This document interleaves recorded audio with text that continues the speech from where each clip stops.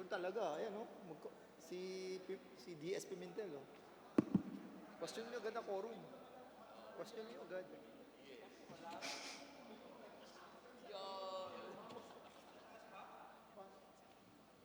Ito lang.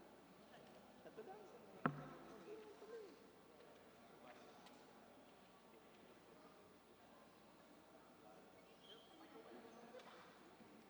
20. Kakunti lang eh.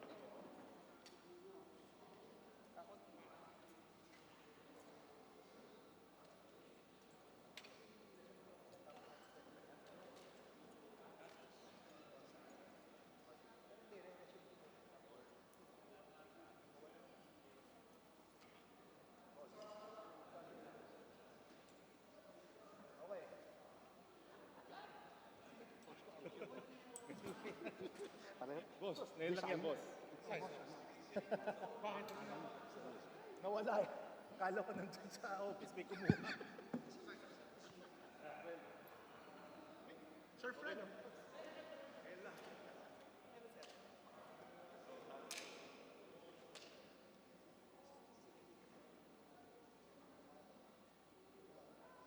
May nagnakaw ng shoes. Wala ito sa office.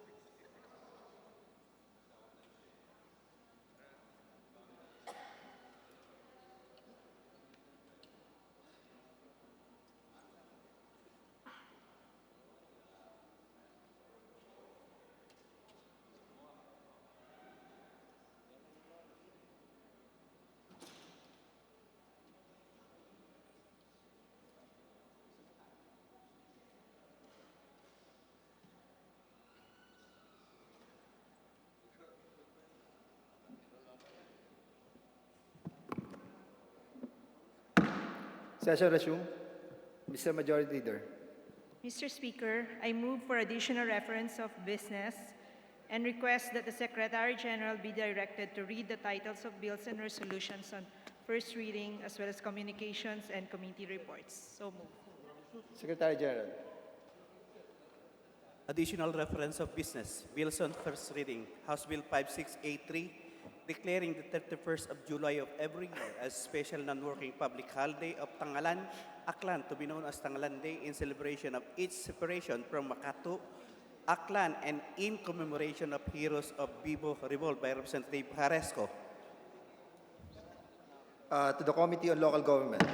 House Bill 5684, strengthening Republic Act Number 9208 as amended by Republic Act Number 10364 by Representative Aragones.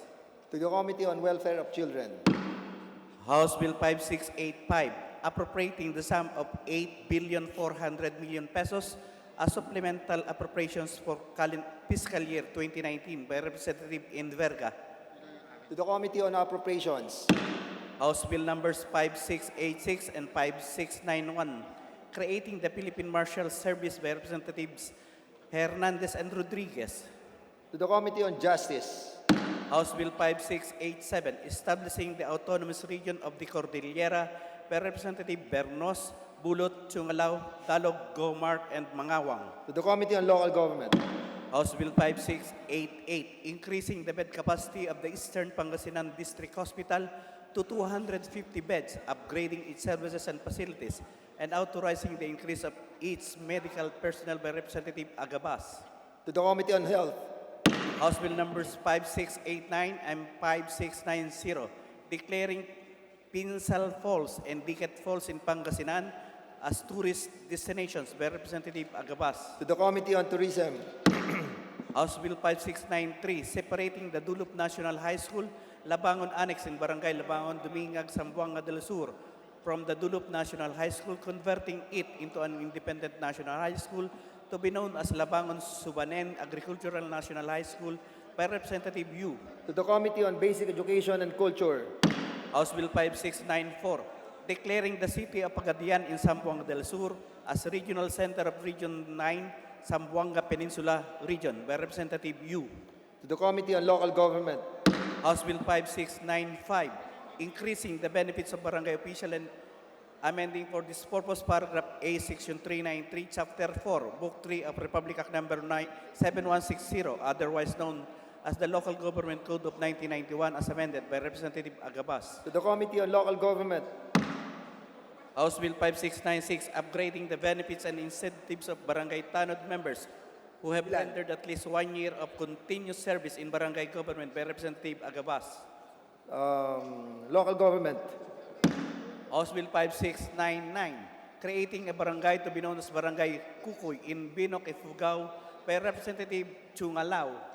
to the Committee on Local Government, House Bill 5700, amending Section 73 of Republic Act Number 6975, the DILG Act of 1990 as amended by Section 35 of Republic Act Number 8551 by Representative Talyado. to the Committee on Local Government, House Bill 5701, mandating private business enterprises to contribute and set aside an amount for the benefit of its employees and contractees employees or the Unemployment Labor Assurance Mutual Fund Act by Representative Lacson. to the Committee on Labor and Employment, House Bill 5702, regulating the trade of electronic nicotine and non-nicotine delivery systems and heated tobacco products by Representative Rodriguez. the Committee on Trade and Industry, and the Committee on Health, House Bill 5703, renaming the Cagayan de Oro Convention Center in Barangay Indaha, Cagayan de Oro City into the Aquilino Q. Pimentel Jr. International Convention Center by Representative Rodriguez. to the Committee on Local Government, House Bill 5704, renaming the Lagindingan International Airport in Lagindingan, Misamis Oriental into the Emmanuel N. Filais International Airport by Representative Rodriguez. to the Committee on Transportation, House Bill 5705, renewing the franchise granted to ABS-CBN Corporation under Republic Act Number 7966 for 25 years from the effectivity of this act by Representative Rodriguez. to the Committee on Legislative Franchises, House Bill Number 5706, promoting and establishing the use of waste to energy technologies and facilities as an alternative source of renewable energy by Representative Olivares. to the Committee on Energy, House Bill 5707, providing for standards for the practice of rehabilitation medicine by Representative Olivares. to the Committee on Civil Service and Professional Regulation, House Bill 5708, amending Republic Act Number 8972, the Solo Parents Welfare Act of 2000 by Representative Pacquiao Alberto. to the Committee on Revision of Laws, House Bill 5709, institutionalizing the salary step increment for teacher with specialization in science and or mathematics by Representative Bulilla.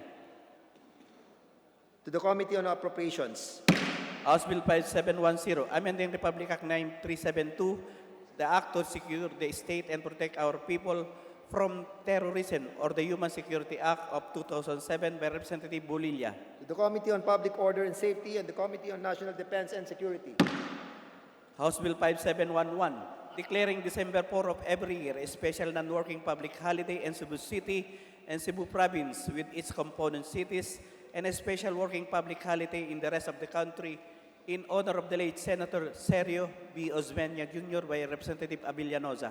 to the Committee on Local Government, House Bill 5712, modifying the salary schedule for civilian government personnel and authorizing the grant of additional benefits by Representatives Cayetano Alan Peter, Duterte, Romualdez Ferdinand, and Ungam. to the Committee on Appropriations, House Bill 5713, providing as aggravating circumstance when the victim of a crime is a senior citizen and mitigating the circumstance when the offender is a senior citizen.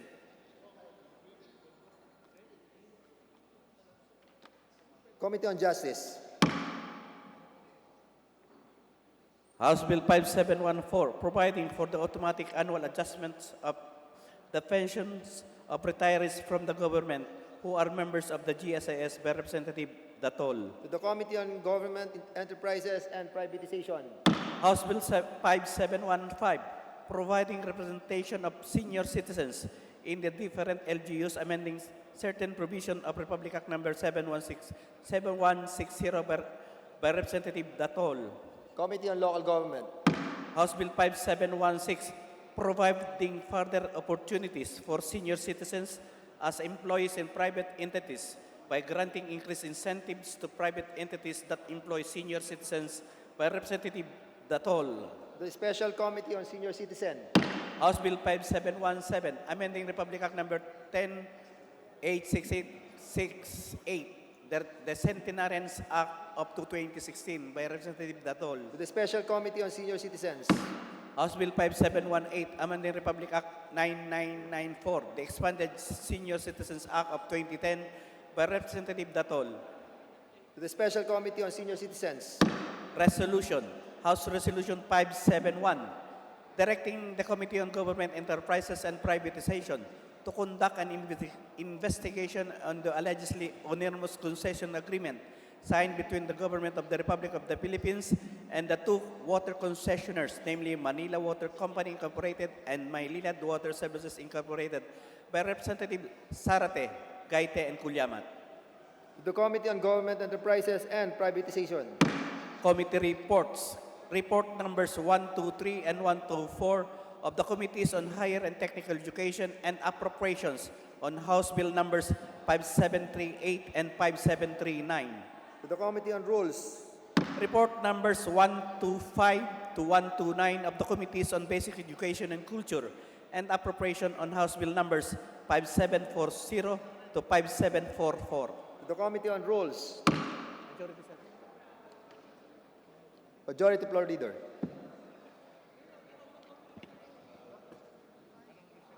Mr. Speaker, today being a Monday and pursuant to our rules, I move that we open the privilege hour. Is there any objection? Hearing none, the said motion is now approved.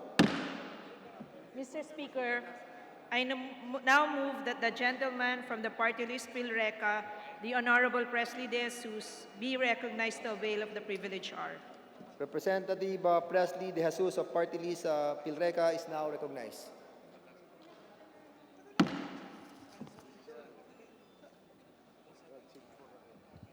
Good afternoon, Mr. Speaker, and my fellow congressmen and women. Devastated and hampered, yet we remain standing as one. 225,965 out of 970,464 families in 1,819 barangays across Region 3, Region 5, Region 7, and CAR were severely affected by the impact of the recent typhoon which touches our country. 17 people were killed and more than 68 were injured in the southern region of Luzon, as Tisoy tore through it, shutting the capital's main airport, displacing thousands and causing wide-range blackouts. Honorable Speaker, my dear co-legislators and guests present here today, good afternoon. Last Tuesday, December 5, 2019, our country has experienced yet another devastating tropical cyclone named Tisoy. In the Philippines, 20th tropical cyclone for 2019. This tropical cyclone has brought violent winds, storm surges, and heavy to extreme rainfall over the southern part of Quezon, Mindoro, Marinduque, Romblon, and the Bicol region. The Philippines lies near the area in the South Pacific where warm seawater meets with cold front to form a low-pressure area, geographically located on the Pacific Ring of Fire and on the Pacific Typhoon Belt. The Philippines is one of the most disaster-prone countries in the world.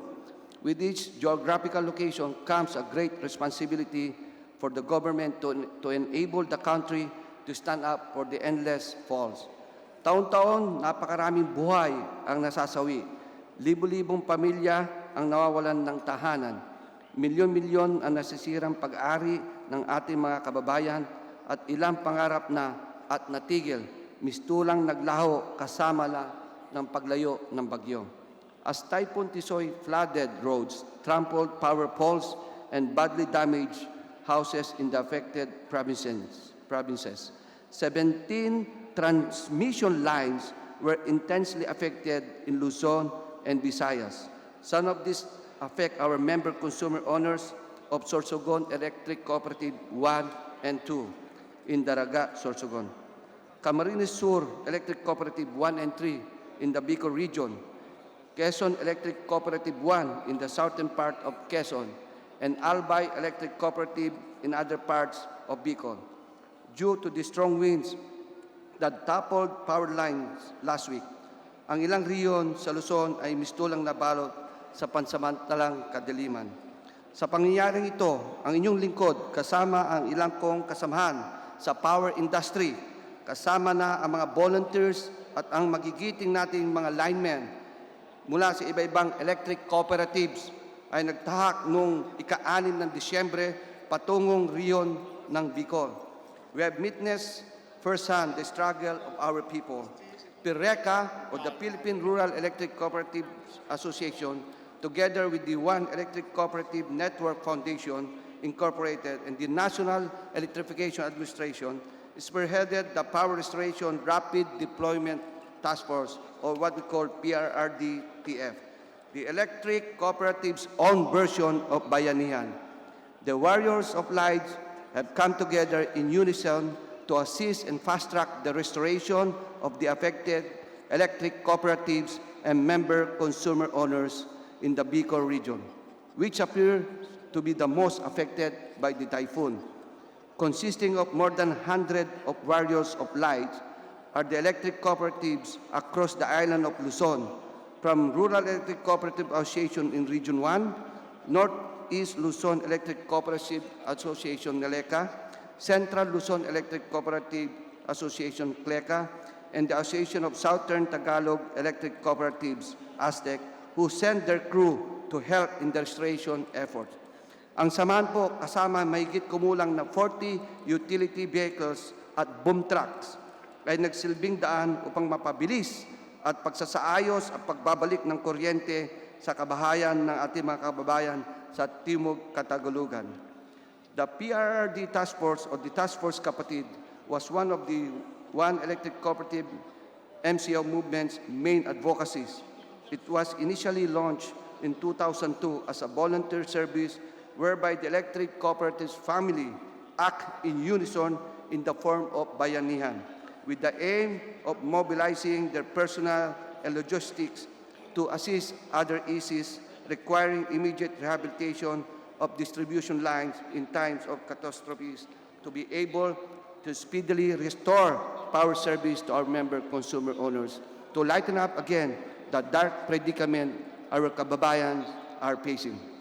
And as of December 6, 2019, transmission services in the affected provinces in Calabar Zone and Region 5 had been partially restored in Batangas, 100%, in Quezon, 51 to 90%, in Camarines Norte, 91%, Camarines Sur, 50%, in Albay and Sorsogon, which affected most, it's only at 0.9%. With the Philippine Rural Electric Cooperatives Association's mantra, United we stand, divided we fall, ang ating magigiting na mga warriors of light ay patuloy nagkakaisa at nagsama-sama upang mabigyan tulong ang mga nangangailangan, despite leaving their families behind in order to face the hostile forces of nature and fortuitous events. The task force remains stronger and united as one to be able to accomplish the cause of humanity's existence. Kung maaari lang po, kahit sila ay wala rito, sabay-sabay po natin palakpakan ang ating mga kababayan na patuloy na inaalay ang kanilang buhay at oras upang muli mabigyan buhay at liwanag muli ang mga pangarap ng munti nating bansa. Bago ko po tapusin aking talumpati, nais ko po muli ipaalala ang pagbibigay ng nararapat na pondo para sa Electric Cooperatives Emergency and Resiliency Fund, or ECERF. Early last month, this representation has delivered a privileged speech before this hall calling for the immediate implementation of the law authorizing the ECERF, sapagkat sa pamamagitan ng pondong ito ay mapabilis na pagsasaayos ng mga nasirang poste ng electric transmission lines sa panahon ng mga kalamidad gaya ng nakaraang bagyo. Ngunit hanggang ngayon, hindi pa din nabibigay sa National Electrification Administration ang nasabing pondo. Yung 750 million po, batas po hanggang ngayon, wala pa rin, linaw. According to Republic Act 11039 or the Electric Cooperative Emergency and Resiliency Fund Act, Section 9 Appropriations, the sum of 750 million pesos for the initial implementation of this act shall be taken from the National Disaster Risk Reduction and Management Fund. The 750 million pesos comprising the initial amount of the ECRF shall be immediately released to NEA Quick Response Fund for proper release to qualified issues subject to Section 10 of this Act.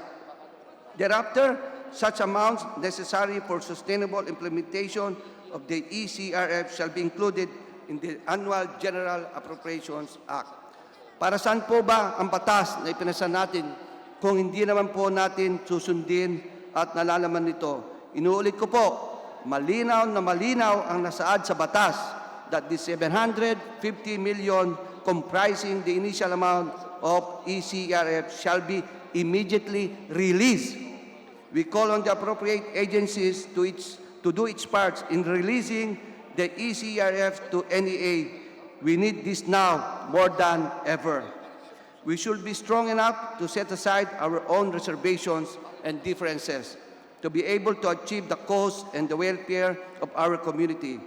Our country may be divided geographically and our advocacies be diverse entirely.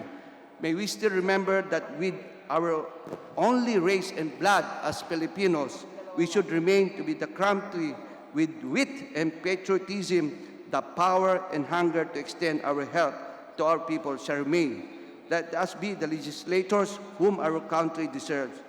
They said in SEA Games, we win as one. Here, we electrify as one. Again, good afternoon, Mr. Speaker. Thank you so much, Representative De Jesus. Majority Floor Leader. Mr. Speaker, move that we refer the speech of the Honorable Presley De Jesus to the Committee on Rules for its appropriate action. Is there any objection? Hearing none, the said motion is now approved. Mr. Speaker, I move to suspend the privilege hour. Okay, privilege hour. Any objection? Hearing none, the privilege hour is now suspended. Majority Floor Leader.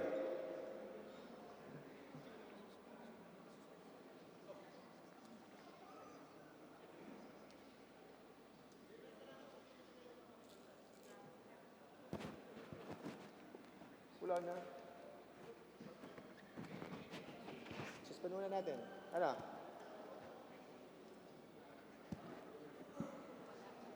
Session suspended.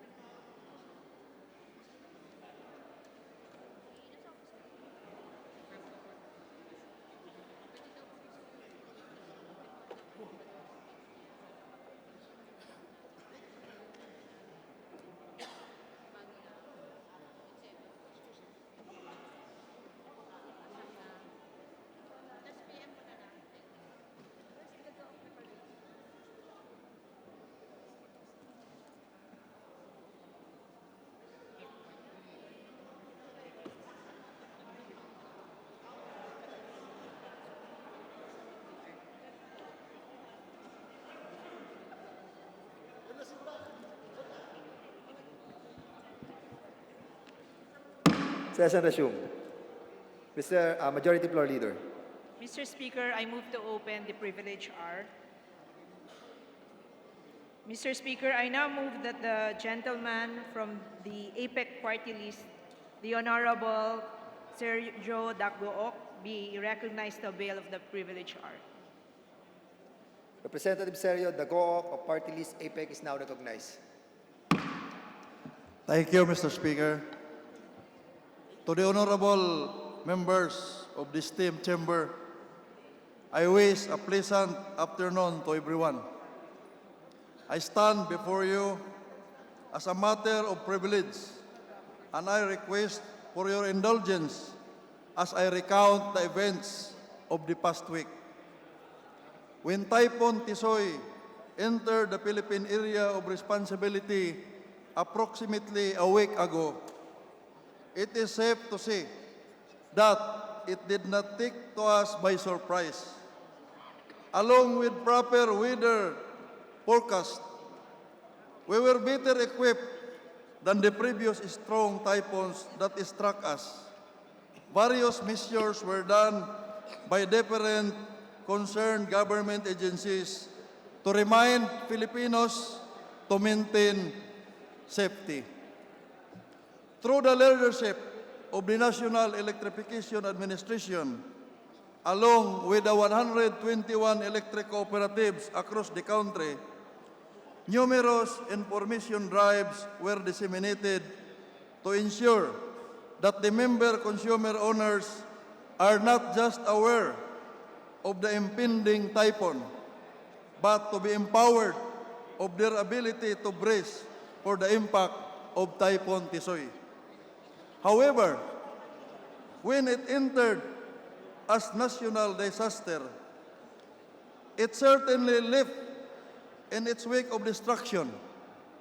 The typhoon, with the international name Kamori, vehemently affected our rural electric cooperatives. As the representative of the Association of Philippine Electric Cooperatives, I speak on behalf of our distribution utilities who have been affected by the ravaging typhoon.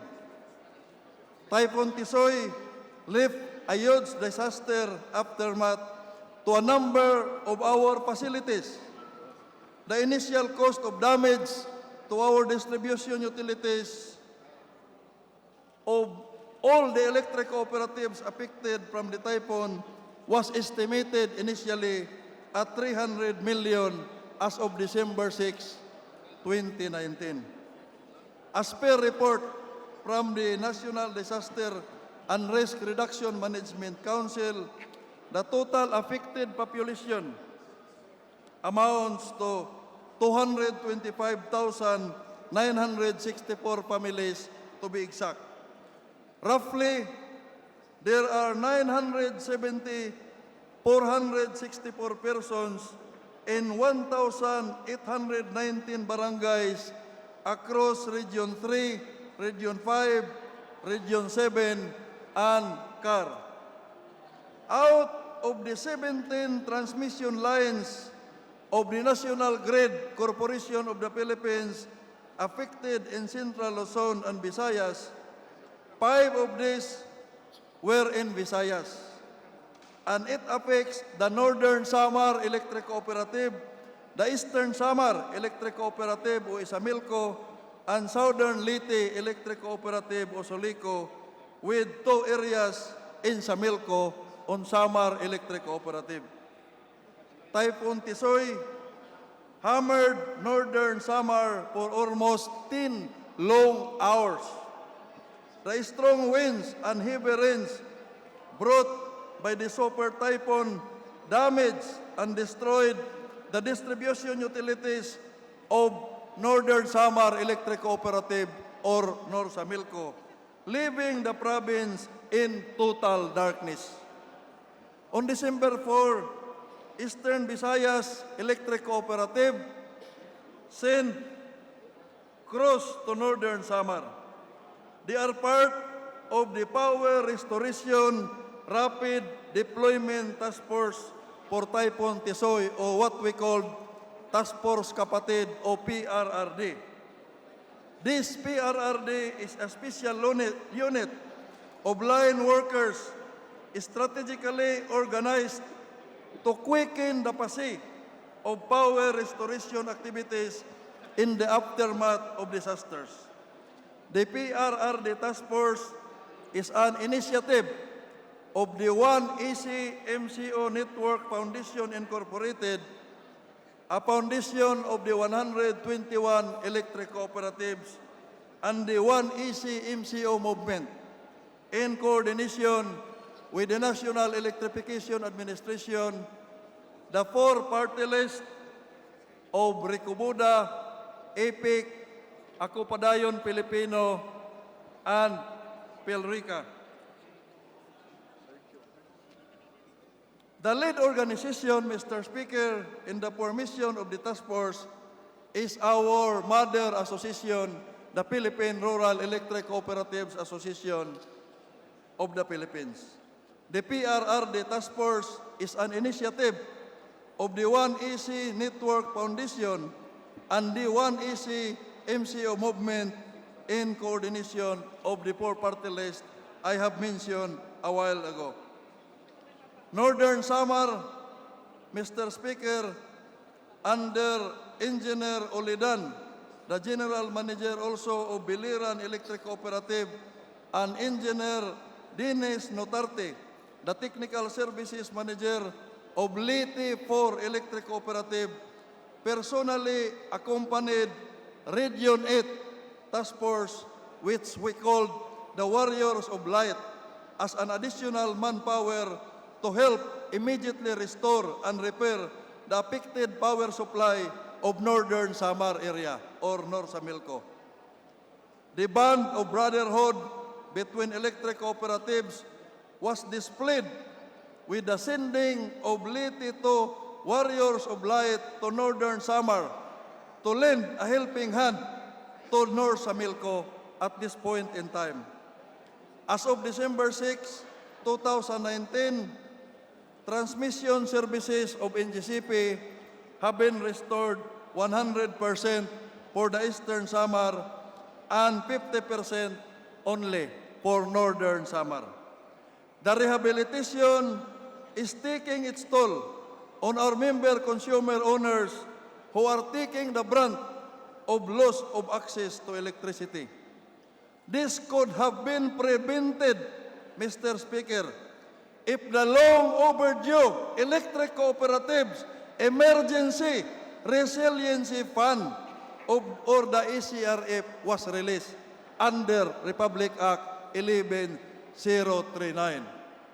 I would like to repeat, Mr. Speaker, that the funding of ECERF Fund under Republic Act 11039, which has been passed by Congress in 2018, until today is not yet funded. We have been calling this since the time that Mindanao has been stricken by earthquake.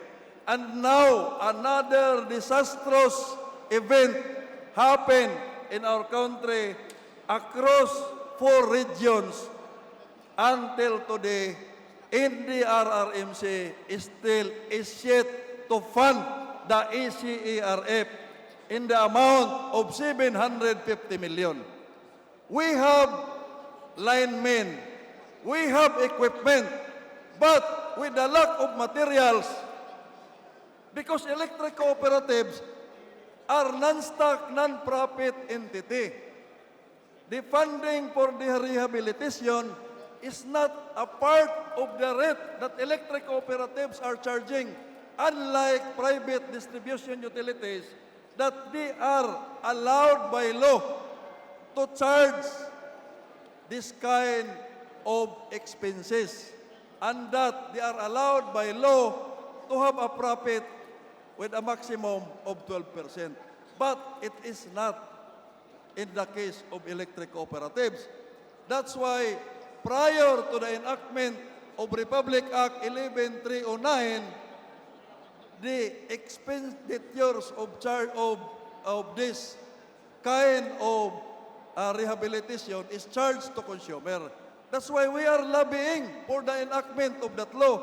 And now that this has been passed in 2018, still our hands are tied for the lack of materials. And we are blamed by our politicians. We are blamed by our local leaders when in fact they did not understand that the major causes of the delay in the re-energization is the problem of the NGCP to immediately restore their transmission line. We could not restore our distribution line without first re-energizing the lines of the National Grid Corporation of the Philippines. Mr. Speaker, I am saddened by the fact that until now, this fund is not yet released by the NDRRMC. I hope and pray that the leadership of the House will support us in the immediate release of this fund. Habang nagbibigay ng babala ng pagpataas ng presyo sa mga bilihin sa mga lugar na apektado, nagkakumahog ang mga electric cooperative sa paghahanap ng materyales na gagamitin doon sa mga co-op na pinupuntahan nila. Ang mga electric cooperative na pinanggalingan ng mga lineman at ang mga lineman na to ay nasisira din ang kanilang mga bahay. I am a lineman before, Mr. Speaker. It is my experience that while my house nagigiba, nadadamage, hindi namin inuuna ang pag-repair ng bahay namin. Kami mga lineman, ang inuuna namin is to restore the power in the areas that we are serving.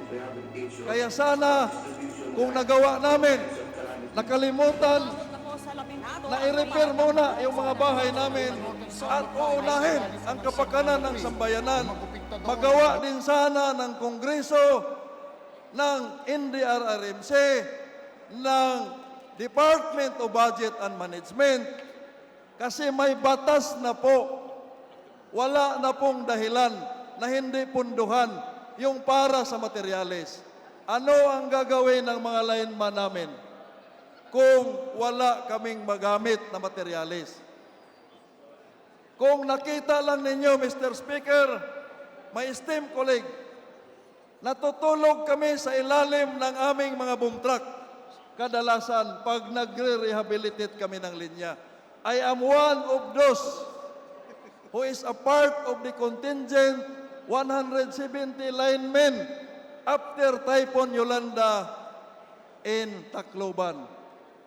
Isang linggo ako natutulog sa ilalim ng boom truck namin dahil walang mga bahay na matulugan. Sana makita yon ng ating mga leader. Sana makita yon ng mga government agencies concerned. Again, bilang kinatawan ng mga electric cooperative sa Kongreso, ako po'y nanawagan sa ating pamahalaan at sa liderato ng Kongreso. Sana po punduhanan ninyo ang ECERF under Republic Act 11309 para po mapagaan ang buhay ng mga mamamayan nating naapektuhan ng lindol at ng Typhoon Tisoy. Kasi wala pong magagawa ang mga lineman kung kulang ang materyales na aming kinakailangan para maipatayo muli ang mga linya. At naipasa ang batas na yan dahil alam ng ating mga mambabatas na ang electric cooperatives, again, I would like to reiterate, has no funds for that because we are a non-stock, non-profit, kaya mas mababa yung singil namin di hamak kaysa mga private distribution utilities.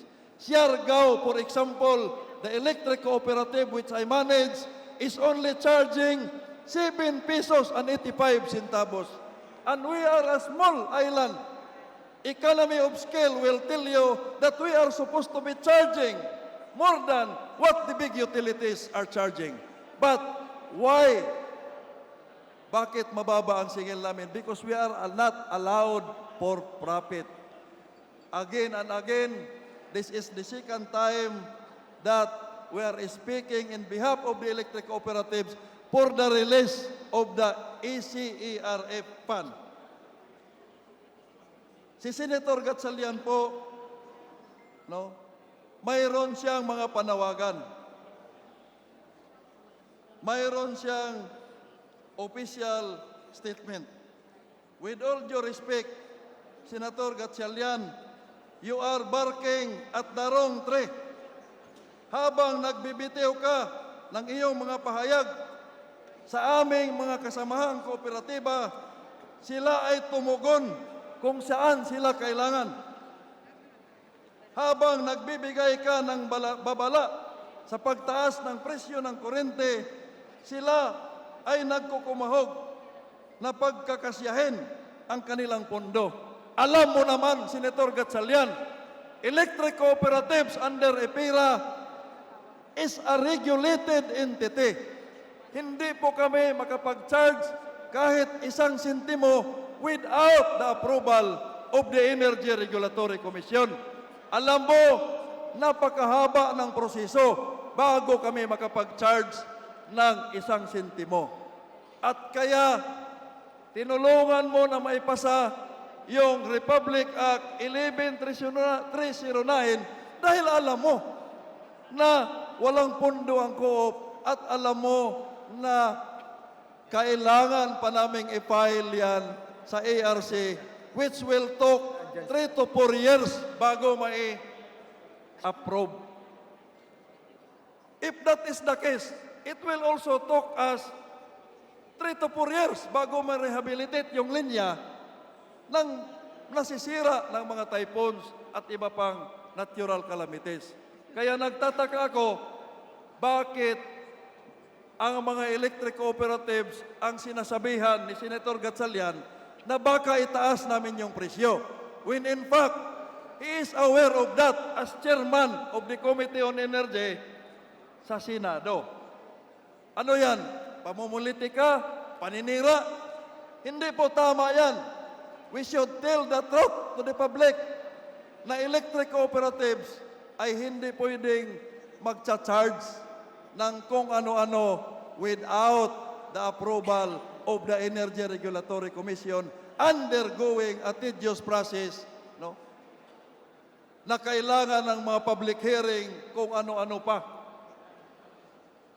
Hindi natin kalaban ang mga kooperatiba, Mr. Senator. At itinaya namin ang aming buhay. Itinaya ng ating mga lineman ang kanilang buhay sa kabila ng napakalakas na hangin at malakas na bagyo.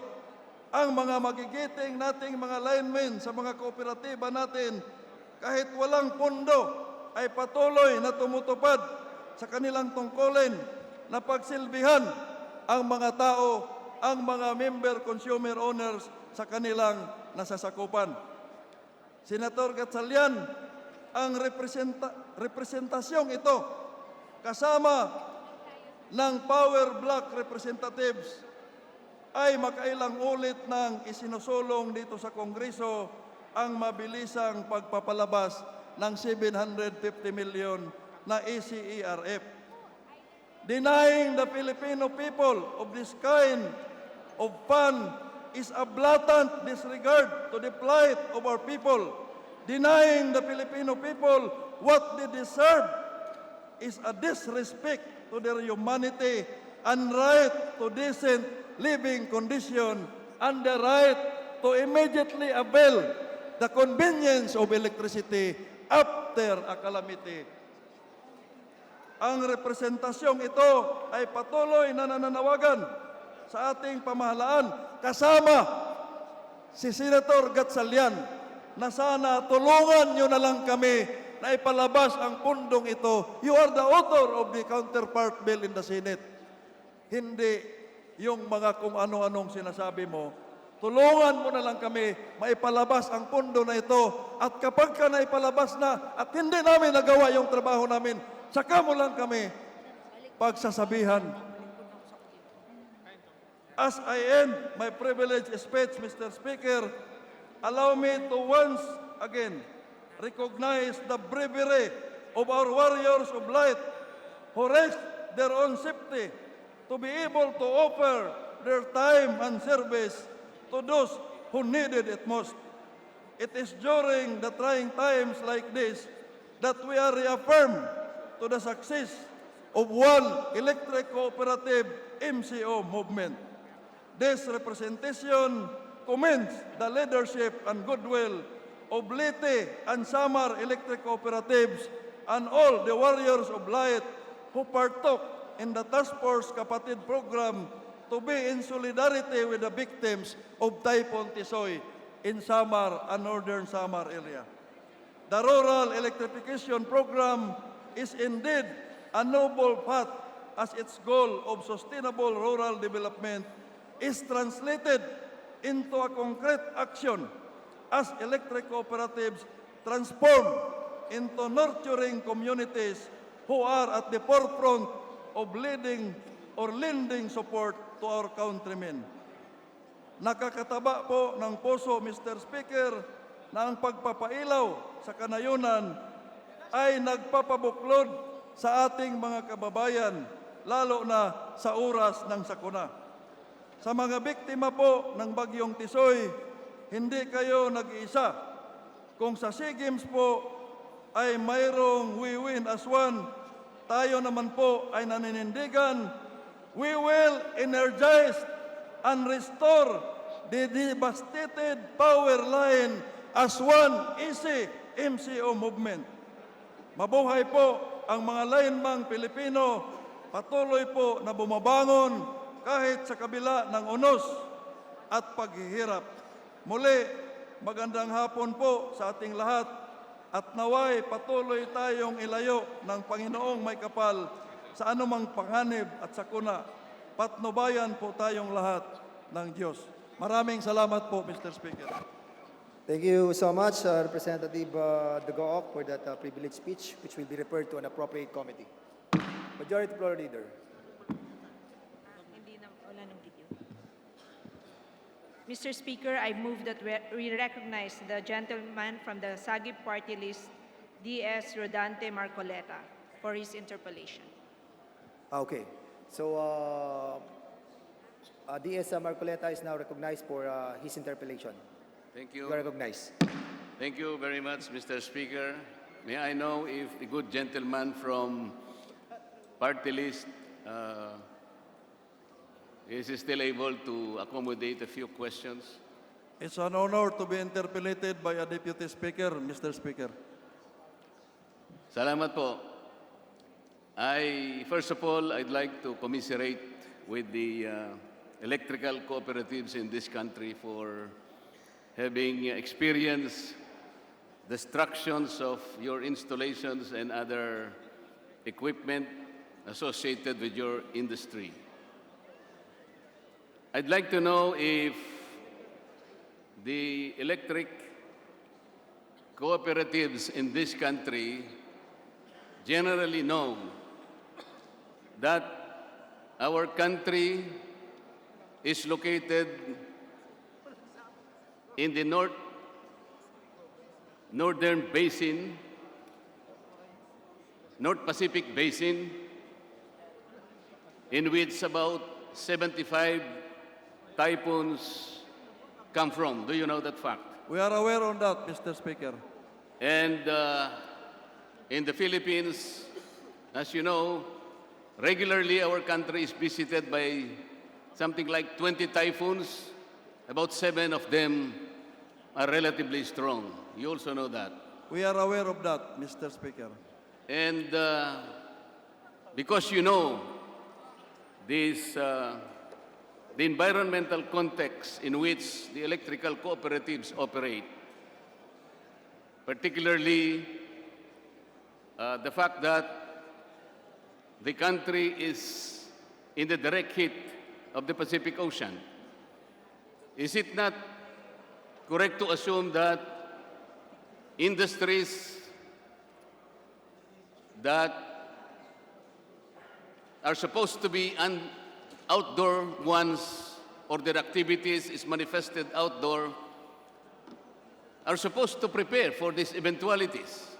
Meaning to say, it is not surprising, it is not strange that industries that operate outdoor are visited by negative externalities. Am I correct? You are correct, Mr. Speaker. And therefore, like construction industry, the contractors are also exposed to the elements. Sometimes their projects are affected by strong typhoons and other disasters that strike this nation. Similarly, electrical cooperatives are also in the same position.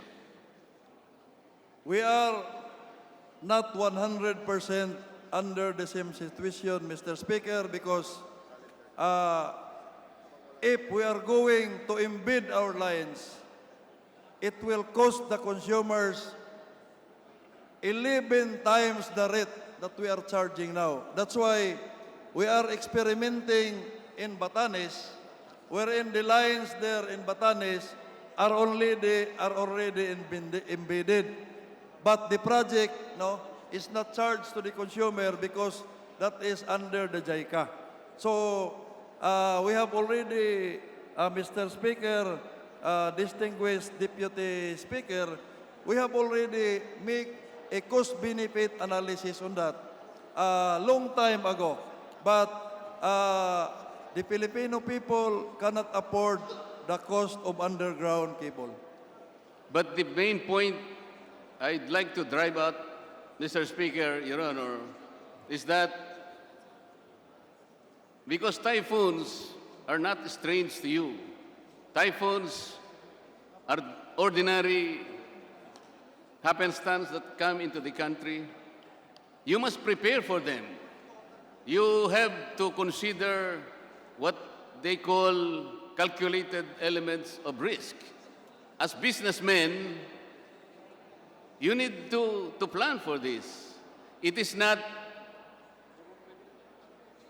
I think, very good if you will have to rely to the government for all the needs of your electric cooperatives. Because the government is also trying to take care of the other constituencies. Communities need to be resilient in their own ways. And the government has limited resources.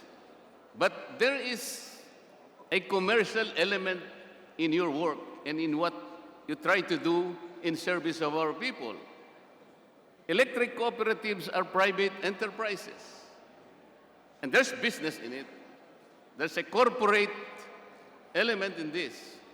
And so, as businessmen, you should have prepared for the eventualities because typhoons are coming. Typhoons will not go anywhere. And so, consumers expect that you also strengthen your capability, not fully relying on what the government can help you.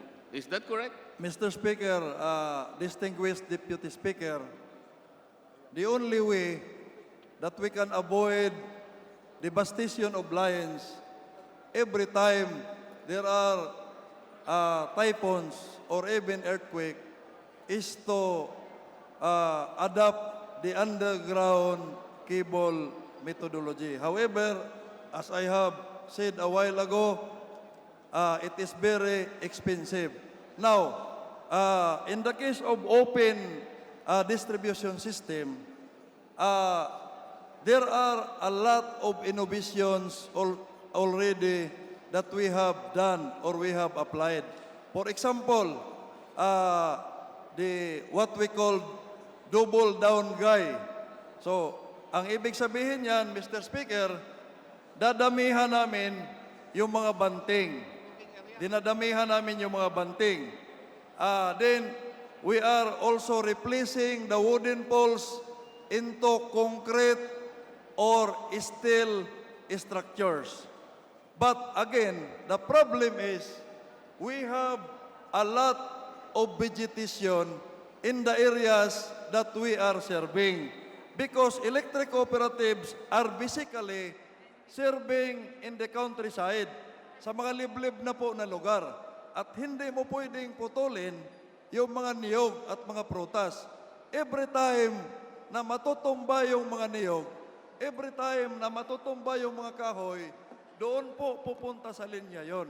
And that will cause also the destruction of the lines. That's why in the 17th Congress, there is already a law being passed to address the vegetation problem.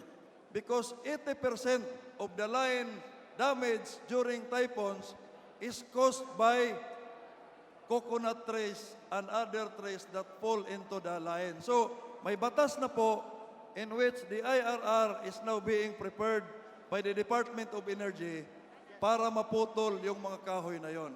And we are hoping na with the implementation of that law, mababawasan po yung mga linya na nasisira during typhoon, Mr. Speaker.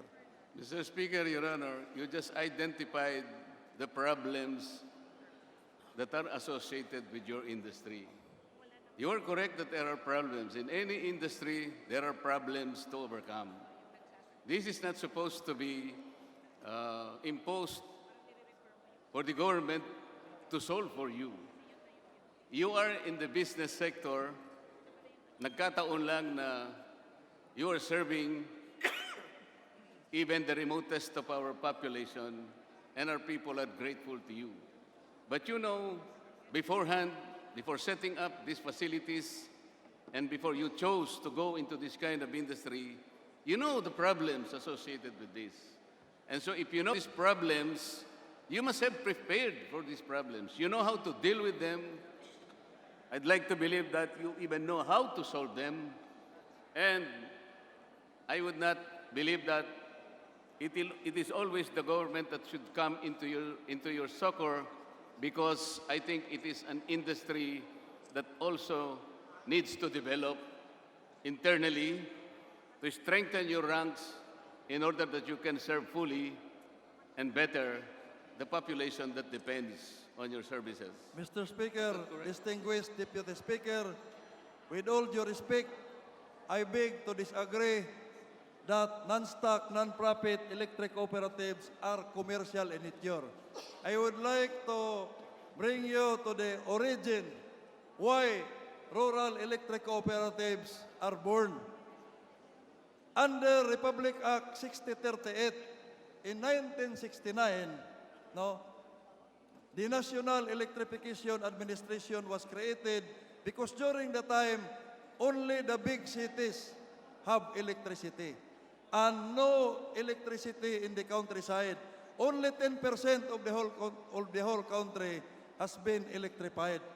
And with that, the government embarked on rural electrification program, believing that with electricity in the countryside, it can attract investors and spend economic. So meaning, Mr. Speaker, distinguished Deputy Speaker, rural electrification program is a government program. And under Republic Act 6038, amended by Presidential Decreto 69, further amended by Republic Act 1645, further amended by Republic Act 10531 in 2013, it has been reiterated that rural electrification program is a government program in order to attain sustainable rural development using electric cooperatives as a vehicle. In this case, Mr. Speaker, distinguished Deputy Speaker, parang DPWH lang ang trabaho namin dito na nag-i-implement ng programa ng gobyerno ng pang-elektrifikasyon. Kaya po, subsidy po ang ginagamit doon sa mga sityo, doon sa mga area. Because the government knows that electric cooperatives are their only vehicle. We are not operating commercially. At that can be attested by the Energy Regulatory Commission, Mr. Speaker, because they are the one approving our rates, which does not include profit, Mr. Speaker. Mr. Speaker, I'm a little bit confused. Are you saying that the electric cooperatives are not making money? It is not making money, Mr. Speaker, distinguished Deputy Speaker. As I have said, we can ask the Energy Regulatory Commission. Magkaroon lang ng savings. Kung halimbawa, I will give you an example, Mr. Speaker, distinguished Deputy Speaker. I am managing 2 electric cooperatives, but I waive my salary in the other electric cooperative. So, part of the computation of the rate is the salary of the workforce, the salary of personnel. And the amount of the salary of personnel is not determined itself by the electric cooperative. It is determined by the National Electrification Administration. Ngayon, hindi ko tinanggap yung sahod ko sa kabilang co-op, so that will become a savings. But kung halimbawa mayroon kang 100... Now, I am asking the question in general. Aren't electric cooperatives not making money? I think they are all viable, because if they are not viable industries, they should have closed up a long time ago. Ang taripa po, No, Mr. the point Speaker, that I am trying to drive, Mr. Speaker, is this. These are business. As a matter of fact, these are being led by private citizens. They are not public officials, is it not? they are not public officials, but they are elected by the owners of the cooperative, because electric cooperatives, If they were elected by the respective cooperative, that doesn't mean that they are public officials. What we are saying is, this is a private initiative that is partnered with the government intention to electrify our remotest localities and villages. But there is no reason to complain. This is the main point. There is no reason to complain because you chose to partner with the government. This is something that is very laudable on your part. The point that we are trying to show here is that this is an endeavor in part with the government. And considering that disasters are visiting our country almost regularly, the only reason for this representation to ask this question is this. Cooperatives must be prepared. They must have plan for contingencies. It is not, you are not strange to environment-related disasters that visit our country. And so, while the government should be able to help you, in some cases, it is not always the rule that you should always look for the government for all the problems that plague the industry. This is the only point, Mr. Speaker, and I'd like to thank the gentleman for being able to shed light on some of the issues that he undertook to shed out this afternoon. Thank you very much, Mr. Speaker. Thank you very much, Your Honor. Mr. Speaker, before I end, I would like just to reiterate that our rate does not include those expenses. That's why this law is there in order to solve the problem like this, no? Hindi naman po totoo na lahat po ay hinihingi namin sa gobyerno. It is very specific na ang hinihingi lang namin sa gobyerno is to fund what has been passed in the law. Nasa batas po yon. It has been recognized by the government na it is the duty of the government to fund that. That's why there is a law on that. Yun lang po ang hinahanap namin. And again, I would like to reiterate We are not operating a business. We are operating in a cash flow methodology, and we can ask the Energy Regulatory Commission to attest to that statement. Thank you, Mr. Speaker. Majority Floor Leader, please. Mr. Speaker, I move that we refer the speech of the Honorable Sergio Dagook to the Committee on Rules for its appropriate action. Is there any objection? The said privilege speech now refer to Committee on Rules.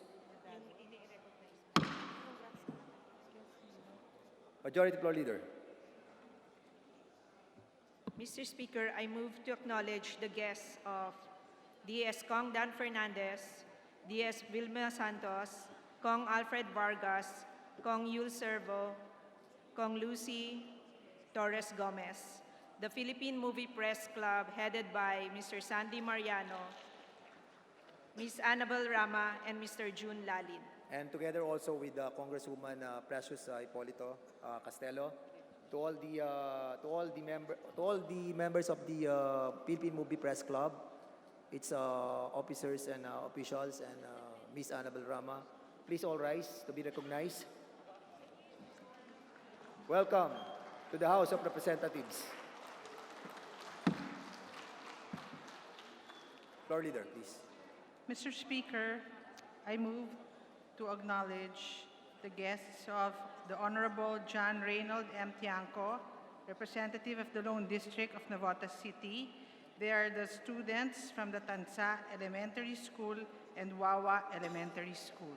To all the guests of Congressman Tiangco, from the students of Tansa Elementary School and Wawa Elementary School, please all rise. Welcome to the House of Representatives. Majority Floor Leader. Mr. Speaker, I move to acknowledge the guests of the Honorable Arnold Noli Celeste, representative of the 1st District of Pangasinan.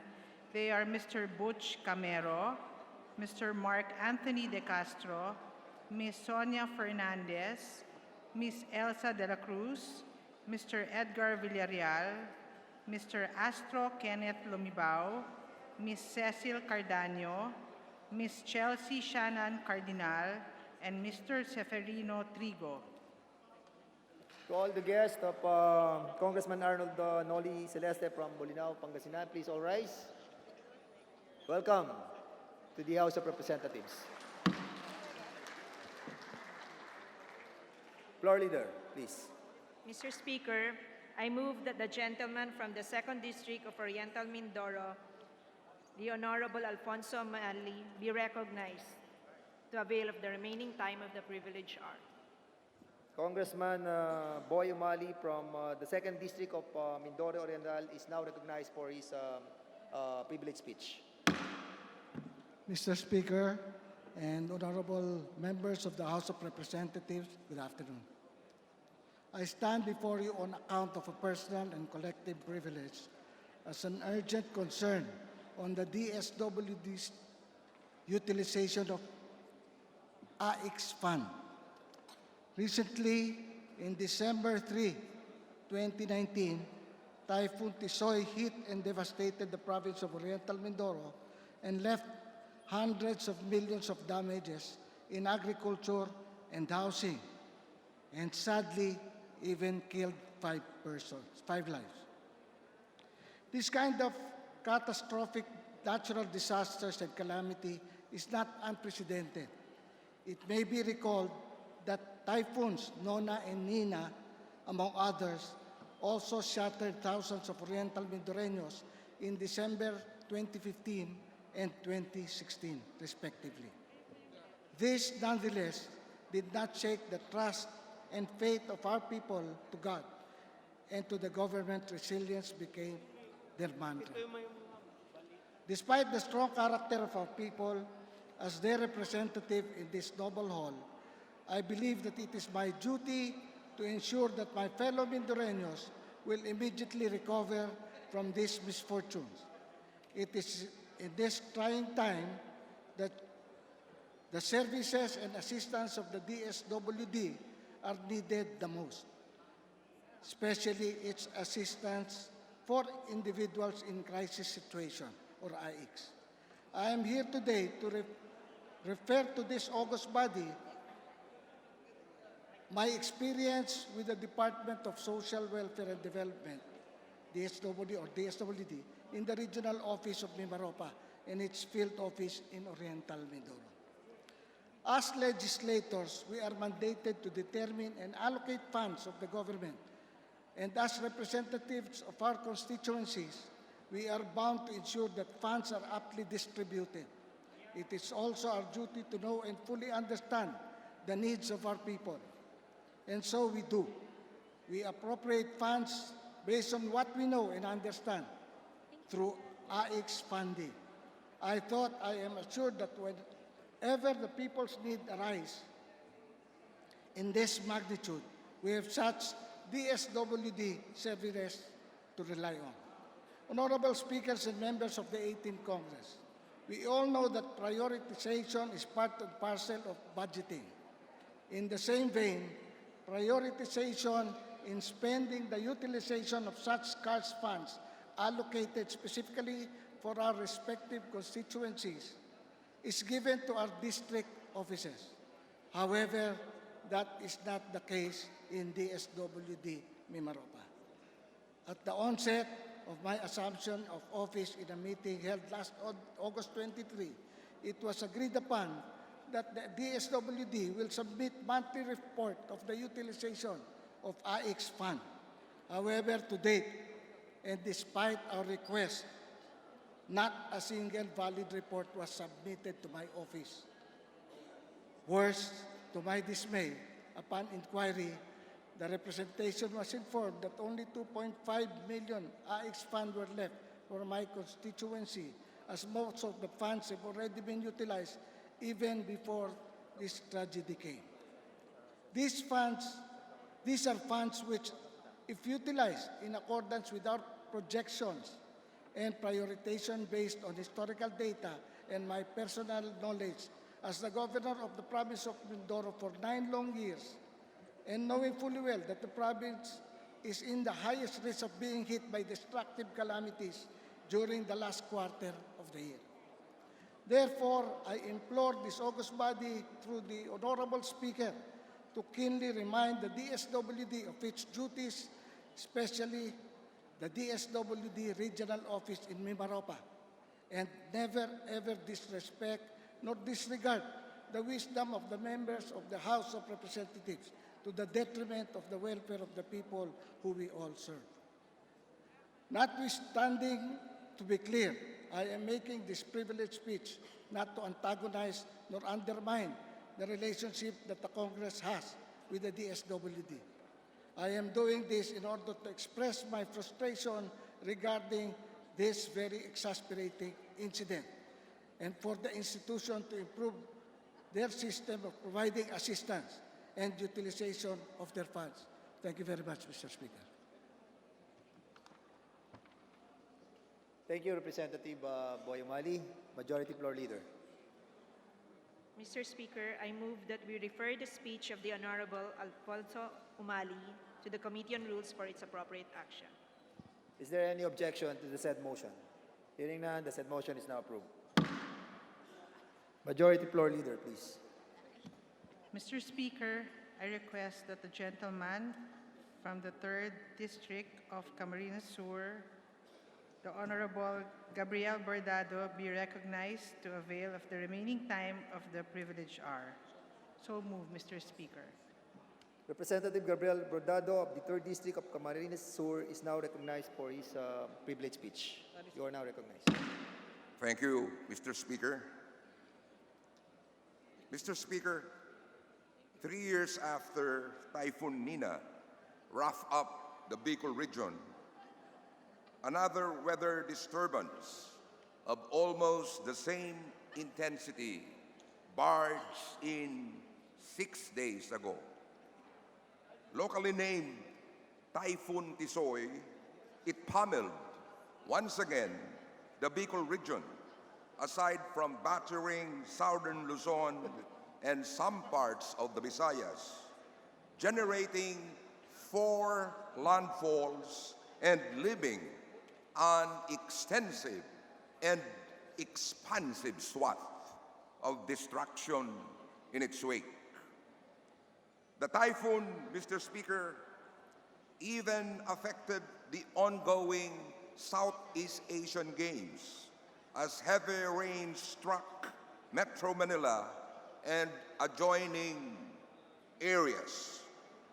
Mr. Speaker, the top two officials of the land, President Rodrigo Roa Duterte and Vice President Leni Herona Robredo, who hails from Naga, Bicol's premier city, had visited some of the devastated areas in our region. Yet, at this stage, Mr. Speaker, thousands of our countrymen are still reeling from the deleterious effects of Typhoon Tisoy, particularly the farmers who in the past months had to grapple with veritable storms of entirely different dimension.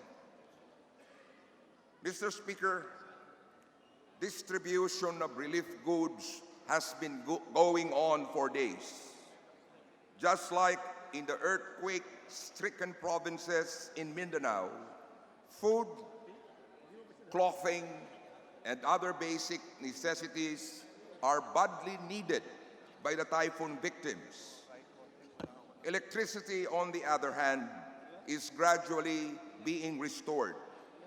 I am thanking, Mr. Speaker, the so-called electric power bloc in the House for urging the government to release the Electric Cooperative and Resiliency Fund, or the ECERF, as per Republic Act 11039, which aims to assist electric cooperatives affected by natural disasters to restore and rehabilitate damaged infrastructures. And, Mr. Speaker, for deploying special task forces to the typhoon-affected provinces to ensure the immediate restoration of power supply. Mr. Speaker, I also commend the local government units in the typhoon-ravaged areas for pursuing without let-up pre-disaster preparations in order to preclude the loss of lives and properties.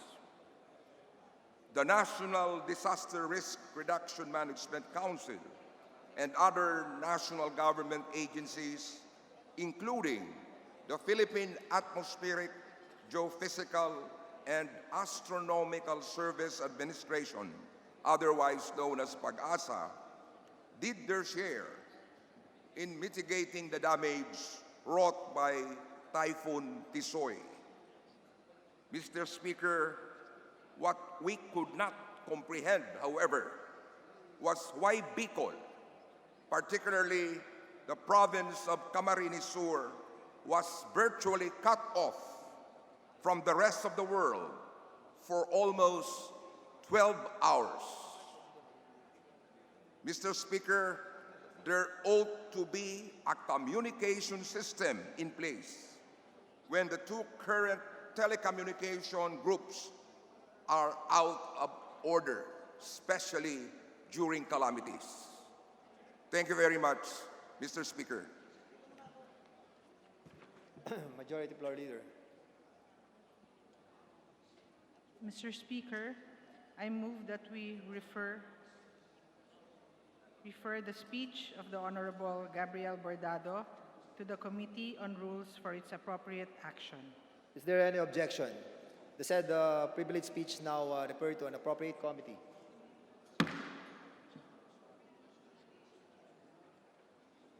Mr. Speaker, I move to extend the privilege hour for 1 more hour.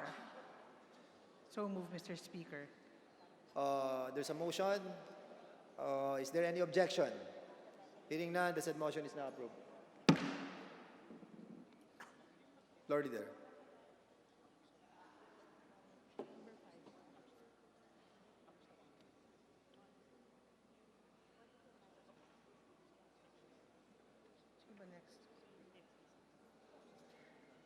Okay. Mr. Speaker, I move that the lady from the Bayan Muna party list be recognized. The Honorable Euphemia Kulyamat be recognized to avail of the remaining time of the privileged hour. Maraming salamat. Representative Kulyamat is now recognized. Go ahead. Maraming salamat, Ginoong Speaker. Ginoong Speaker, sa kapwa, sa ating mga kasamahan, magandang hapon sa ating lahat. Ginoong Speaker, nagpapatuloy, laganap at walang habas ang paninira laban sa mga kritiko ng maling pamamalakad ng pamahalaan. Nagpapatuloy, laganap at walang habas ang pandarahas ng mga kritiko ng maling pamamaraan ng pamahalaan. Nagpapatuloy, laganap at walang habas ang pagpaslang sa mga kritiko ng maling pamamalakad ng pamahalaan. Nagpapatuloy, laganap at walang habas ang klima ng di pagkaparusa ng mga salarin ng paglabag sa mga karapatang pantao. Walang salarin ang dinadampot, walang salarin ang kinakasuhan, at walang salarin ang pinagbabayad ng kanilang paglabag sa karapatang pantao. Ginoong Speaker, ito ang kasalukuyang kalagayan ng karapatang pantao sa bansa. Ito ang kalagayang ipinagdiriwang ng pamahalaan. Ang pagdiriwang ng pamahalaan na kinatatampukan ng paglalabas ng mga press release na pumupuri sa artificial na kapayapaan at iba pang gimmick na papugi lamang ng administrasyon. Ginoong Speaker, ang mga katutubong Pilipino na naging karaniwang biktima ng lahat ng uri ng paglabag sa karapatang pantao, hindi ipinagdiriwang ang pagdiriwang na araw na ito ng karapatang pantao. Ito ay ginugunita habang laganap ang paninira, pandarahas at pagpaslang ng mga kritiko ng pamahalaan at lumalabang mamamayan. Walang dahilan upang ipagdiwang ang araw na ito ng karapatang pantao habang nanatili ang pag-iral ng lumalalang impunity o di pagkaparusa ng mga salarin sa lumalalang kaso ng paglabag sa karapatang pantao. Walang dahilan upang ipagdiwang ang pandaigdigang araw na ito ng karapatang pantao. Ginoong Speaker, dapat bang magdiwang kung ang mga tanggapan ng mga legal na samahang kritiko ng pamahalaan ay pinapasok at tinatamnan ng mga bala at bomba ng mga mismong ahente ng pamahalaan? May dahilan ba upang masaya kung patuloy ang pag-ulan ng mga bomba at bala sa mga komunidad ng Negros, Bukidnon at kabuuan ng Mindanao? Makapagbibigay ka ba ng ngiti o tawa kung patuloy ang pagbaha ng dugo ng mga katutubo, magsasaka, maralitang Pilipino sa kanayunan dahil sa malawakang militarisasyon at batas militar na nagsilbi lamang upang ibayuhin ang lumalalang kultura ng impunity? Ginoong Speaker, habang patuloy ninyong pinapatay ang aming hanay, hindi namin kailanman ipagdiriwang ang araw na ito ng karapatang pantao. Gugunitain namin ito sa pamamagitan ng pagbibigay karangalan sa mga tanggol at biktima ng karapatang pantao, gayon din sa pamamagitan ng pagpapaigting ng panawagan at laban upang dalhin sa hustisya ang mga salarin at mawakasan ang lumalalang kultura ng impunity. Ginoong Speaker, ito lamang ang mararapat na turing ng pandaigdigang araw ng karapatang pantao. ang paggunita sa mga biktima at iba yung pag-alma sa malawakang paglabag sa karapatang pantao. Ginoong Speaker, nitong nakaraang linggo lamang ay nagmistulang piyesta ang mga pulis, militar at iba't pang ahensya ng pamahalaan sa paglusob sa mga tanggapan ng mga legal na samahang kritiko ng pamahalaan at sa pagtatanim ng mga bala at bomba dito. Dala-dala nila ang search warrant na maramihan at buong kademonyuhang inilabas ng pamahalaan sa pamamagitan ni Quezon City Executive Judge Cecilin Burgos Villabert. Koordinado at sistematiko nilang pinalulusob ang mga tanggapan ng Bayan Muna, Bayan, Kilusang Mayo 1, Karapatan, Gabriela, National Federation of Sugar Workers, Negros Island Health Integrated Program sa Bacolod at Manila. Hindi din nila pinaligtas ang mga mapayapang tahanan ng mga leader ng mga legal sa samahang ito. Hindi bababa sa 59 na individual ang pinagdadampot dito sa pinagsasampahan ng gawa-gawang kaso. Ginoong Speaker, walang pinipili ang mga halimaw ng pamahalaan na binibiktima nila. Walang ligtas sa kanilang kahayupan kahit pa ikaw ay legal na mamamayan.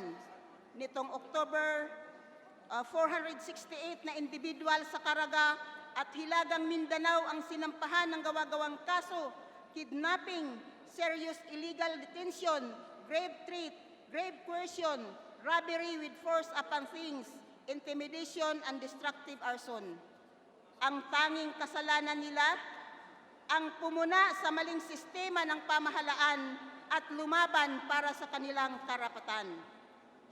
Ginoong Speaker, pabrika ng arrest at warrant, search warrant ang ating mga korte, lalo na ang Quezon City Branch 89 ni Cecil Burgos Villabert. Pakyawan na ang pagsasampa ng mga gawa-gawang kaso laban sa mga katutubo at karaniwang mamamayang lumalaban. Walang ligtas sa kahayupan ng pamahalaan kahit pa ikaw ay legal na mamamayan. Nakakalungkot at nakakapanginig ng galit. Armas na mga militar at pulis ng pamahalaan ang batas at korte. Armas nila laban sa legal at maliit na mga katutubo at mamamayan. Ginoong Speaker, sa Katimugang Mindanao naman ay sistematikong ipinapasara ng pamahalaan ang mga paaralang lumad. Ang tanging kasalanan ng mga paaralang ito, bigyan ng edukasyon at wakasan ang kamangmangan ng mga katutubo na siya namang malakas na armas nila laban sa pagsasamantala sa mga dambuhalang trosuhan at minahan na kumakamkam at sumisira sa aming katutubong lupain at kapaligiran. Sa huling bilang ay 250 na katutubong paaralan ang naipasara. 50 dito ay sa Caraga, habang nanatili sa paligid ang mga minahan at laging nakaambang sumunggab at kumamkam sa mga katutubong lupain. Ginoong Speaker, hindi lamang mga katutubong lupain, maging ang mga katutubong paaralan ay hindi ligtas sa kanilang kahayupan.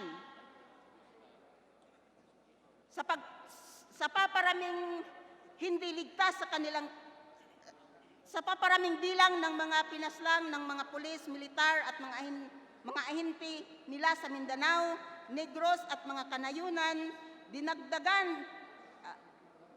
dinagdag kamakailan lamang ang 7 minor de edad sa Midsay at Cotabato na walang awang pinagbabaril. Noong December 2, ang mag-asawang Rolando at Josephine Egtob ang pinaslang sa Butuan. Ang mag-asawa ay kasapi ng legal ng samahang uman at pinalabas ng mga pulis at militar na kasapi ng NPA matapos nila paslangin. Nitong December 5 lamang ay binaril ang leader, magsasaka at tagapangulo ng Anak Pawis na si Gaudencio Junjun Paclauna sa Tandag City. Pinapalayas naman ang mga ETA sa kanilang katutubong lupain sa Tarlac at Pampanga upang bigyan ang pagtitindig ng Clark Grain City. Walang ligtas ang legal na mamamayan sa kahayupan ng pamahalaan at sa mga inting pulis at militar nito. Sa pandaigdigang araw ng karapatang pantao, gugunitain namin ito sa pamamagitan ng pagbibigay karangalan sa mga tanggol at biktima ng karapatan pantao, gayon din sa pamamagitan ng pagpapaigting ng panawagan at laban upang dalhin ang hustisya sa mga salarin, dalhin sa hustisya ang mga salarin at mawakasan ang lumalalang kultura ng impunity. Ginoong Speaker, itigil ang pagsampa ng gawa-gawang kaso, palayain ang lahat ng bilanggong politikal, ibalik ang usapang pangkapayapaan sa GRP at NDFP, at igalang ang mga nalagdaang kasunduan ng GRP at NDFP sa nagdaang mga taon. Maraming salamat, Ginoong Speaker, at magandang hapon ulit sa ating lahat. Majority Floor Leader.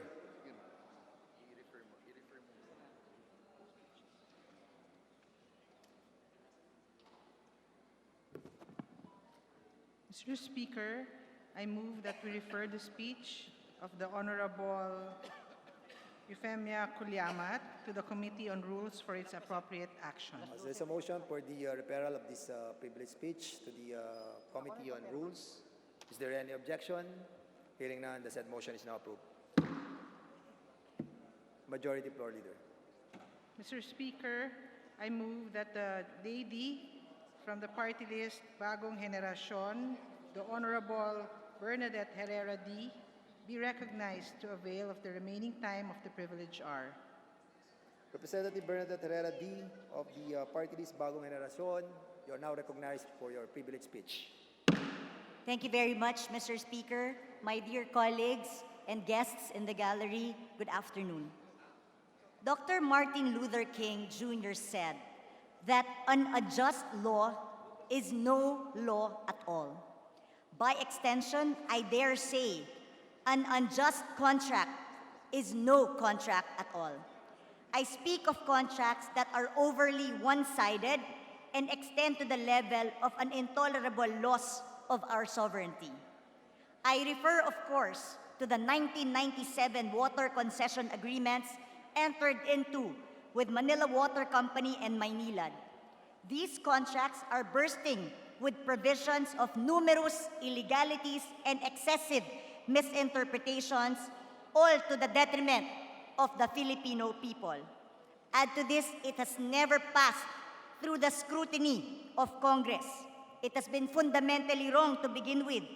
Sinuko na ng MWSS ang pagiging public utility doon sa concession agreement. It is high time that we truly enforce accountability to those responsible for defrauding the consumers for the benefit of private interests. Allow me to describe these provisions for you. First, to consider the concessionaires as mere agents of MWSS is by all means a farce. These companies are public utilities.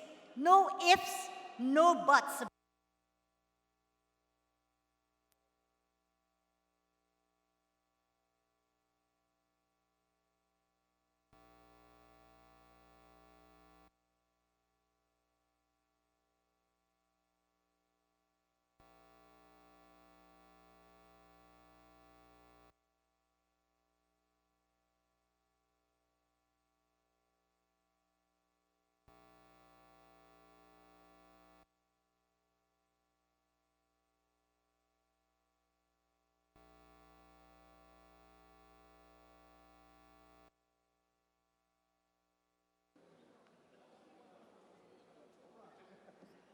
MWSS, pinag-usapan natin na bakit kuryente na wala. Hello? Yeah, meron na. Check. Okay na?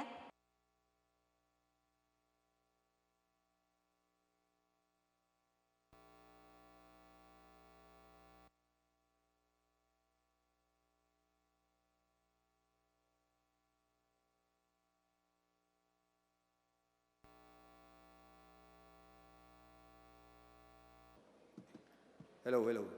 Ayan. Hello. So sorry for the interruption. Okay na po ba? You may now proceed, Representative Herrera. Thank you very much, Mr. Speaker. Naalala ko tuloy noong 2010, 2011, nung nag-privilege speech ako, ang daming gustong pumigil sa akin magsalita. Baka mamaya natakot ako, ngayon naman napipigilan po ako ulit. Mikropono na po ang pinapatay sa akin. Anyway, ulitin ko po. First, to consider that these concessionaires are mere agents of MWSS is by all means a farce. These companies are public utilities. No ifs and no buts about it. For those who insist on their status as agents of MWSS, you are responsible for allowing these companies to pass on business expenses and corporate income taxes that they should rightfully be paying all to the consumers. These include the outlandish and ridiculous provisions in the concession agreement to pass on to the consumers all legal and arbitration expenses. In 2018 alone, these two concessionaires sought to pass on to the consumers by increasing rates to cover corporate expenses such as donations, travel expenses, sports expenses, legal and arbitration fees, and corporate income taxes. Gastos nila, taong bayan ang magbabayad. Through this same agency treatment, these companies have abused the system even further, determining that the maximum 12% limit rate of return imposed on public utilities do not apply to them as they are mere agents. No wonder skyrocket na po ang kinikita nila. Ito pong resolusyon na hawak ko, Resolution number 04006-CA na inissue ng Regulatory Office ng Regulatory Office ng MWSS, ang tanging papel na nagsasabi na hindi sila public utility. Sinasabi nila sila ay mere agents. Kagagawan lang po ito ng isang technical working group na sila-sila rin ang komposisyon nito. Kaya kayang-kaya po nating i-insist at i-demand na sila ay public utility company. This alone is a preposterous disservice to the country. However, as they often say on TV shopping shows, but wait, there's more. The government has bent over backwards in favor of these companies.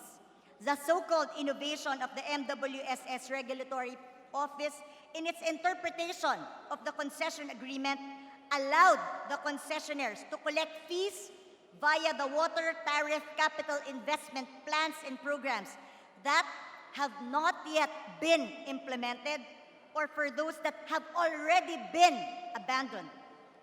They were allowed to bill consumers for broad million and the Angat water reliability for 5.4 billion pesos and the earthquake contingency project for 4.130 billion pesos. For these 6 projects alone, a total yet to be fully implemented. To name only a few, the Wawa Dam, which is a 732 million project, the Laguna Lake project, which is a 100 million project, the Laiban Dam project, which is a 56.262 billion pesos, have been billed in advance from the Filipino people. I ask, where are these projects today? Why is it that the benefits from these haven't been felt by the Filipino people? How is it that this year alone, our own people suffered from massive systematic water shortage that disrupted the national capital region? Let's recap, shall we? These companies charge to the consumers various business expenses and have the people prepay for projects, some of which are already abandoned or yet to be fully implemented. And they want the government to pay 10 billion pesos through their arbitration. Have they performed their duties and responsibilities from the concession agreements they consider sacred?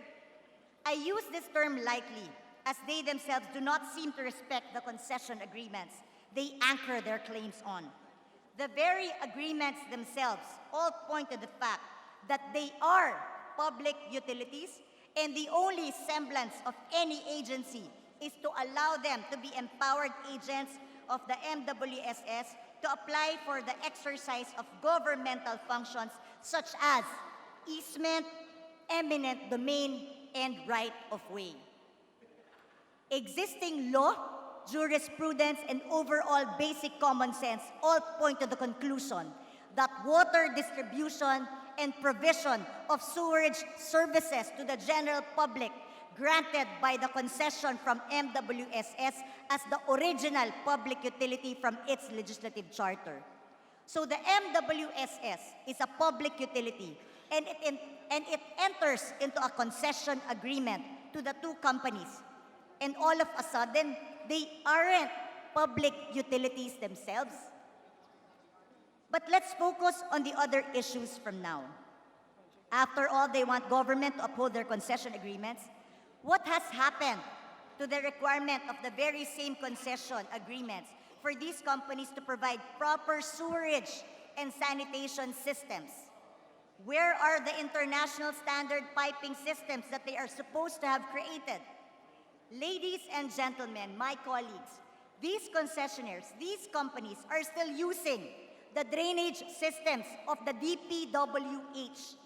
These drains are ill-suited for sewerage and sanitation, and once the annual rains come, sewage is included in the floodwaters, increasing the spread of diseases such as leptospirosis, dengue, dysentery, among others, as well as causing the spread of toxic elements that are hazardous to the public.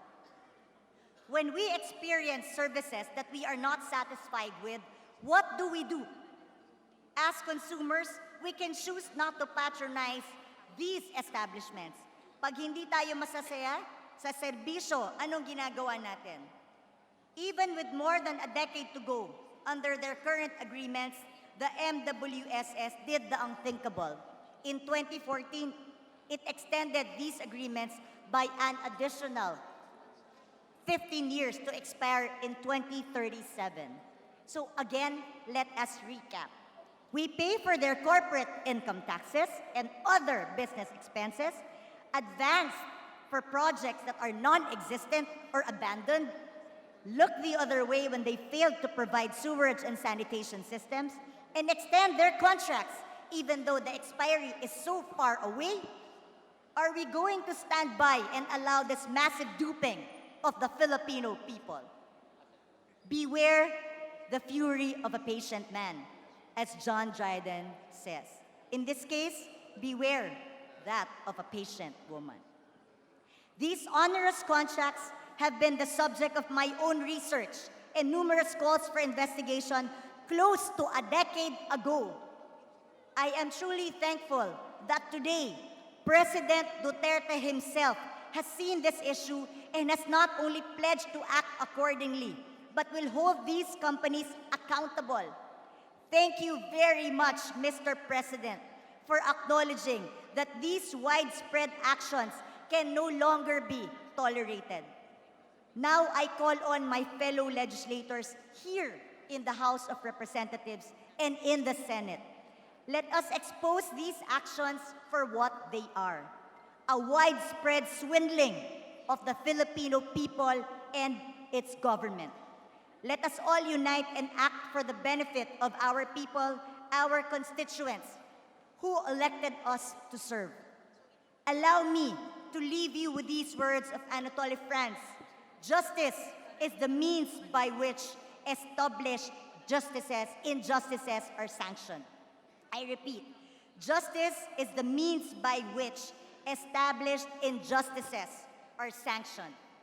Let us all act to correct these injustices of the past once and for all. Thank you for giving me this opportunity. That first opportunity was on September 2011, and I here stand years later asking the same thing. Let us all act. And this is my call to action to my colleagues.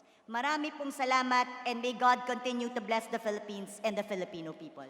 Thank you, Mr. Speaker. Majority Floor Leader, please.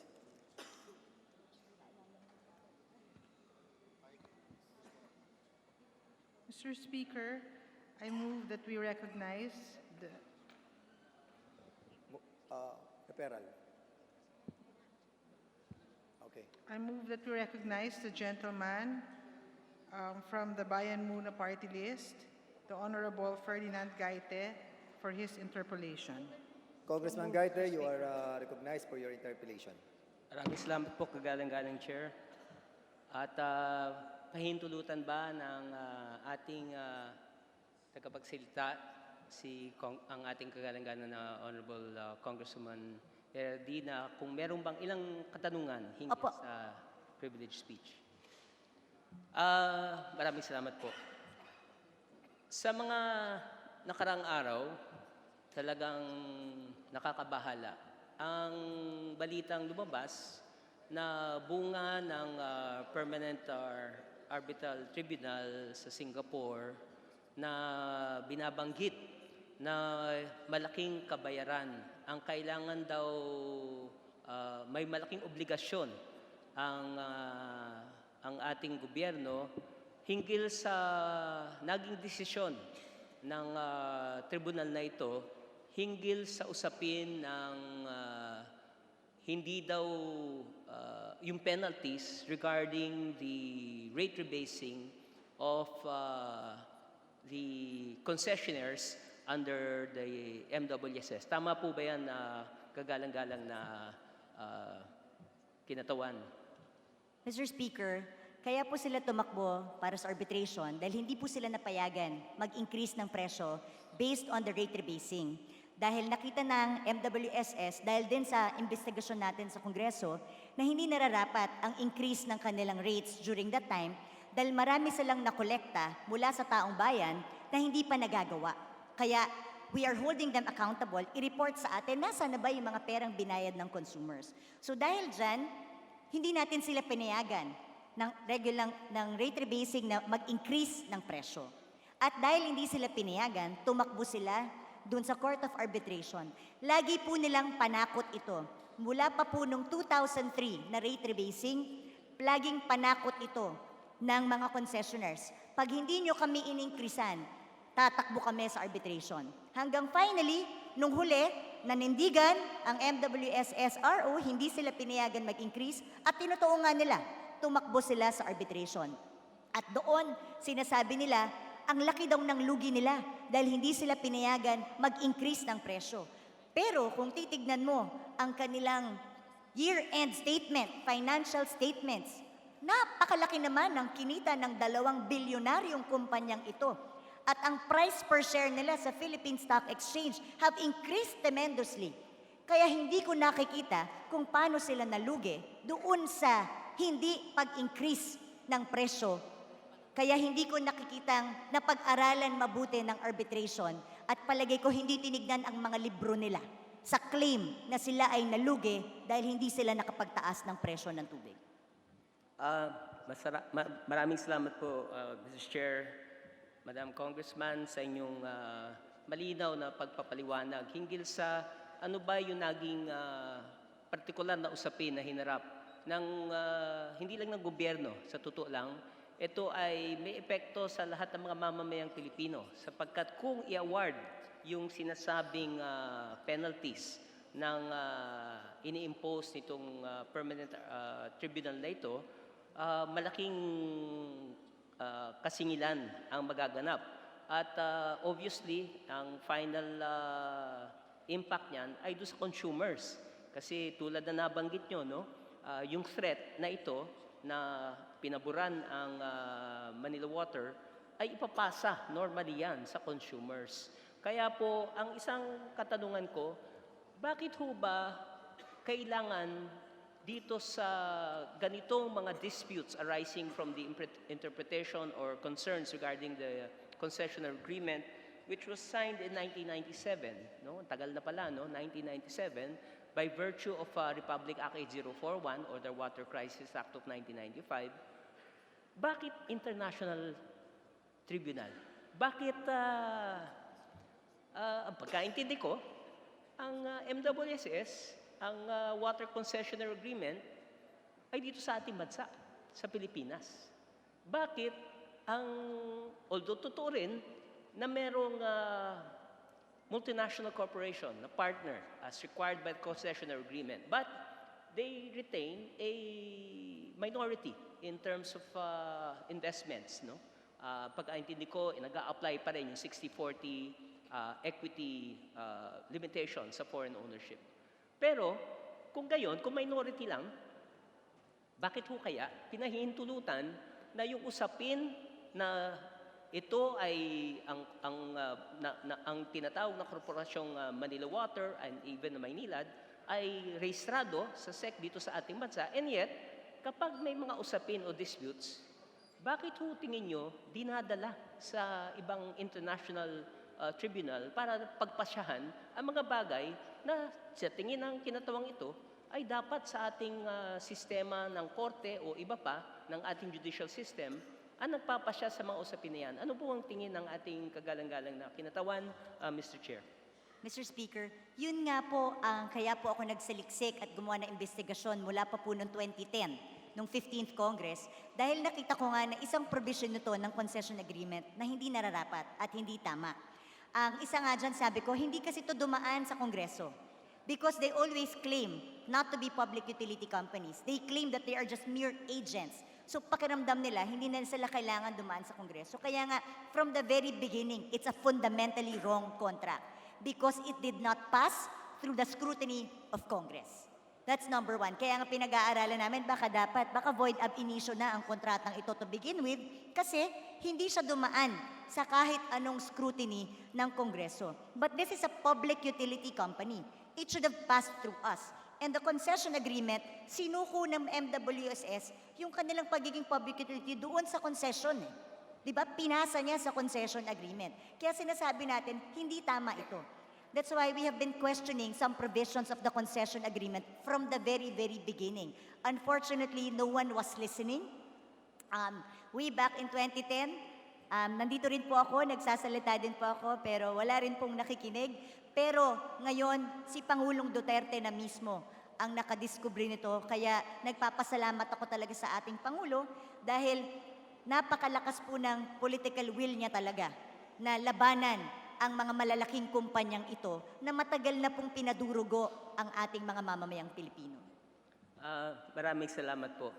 Sapagkat talaga tama po naman ang obserbasyon ng ating kagalang-galang na kinatawan. Sapagkat alam natin na marami talagang tinatawag na quote-unquote onerous provisions yung concessionary agreement.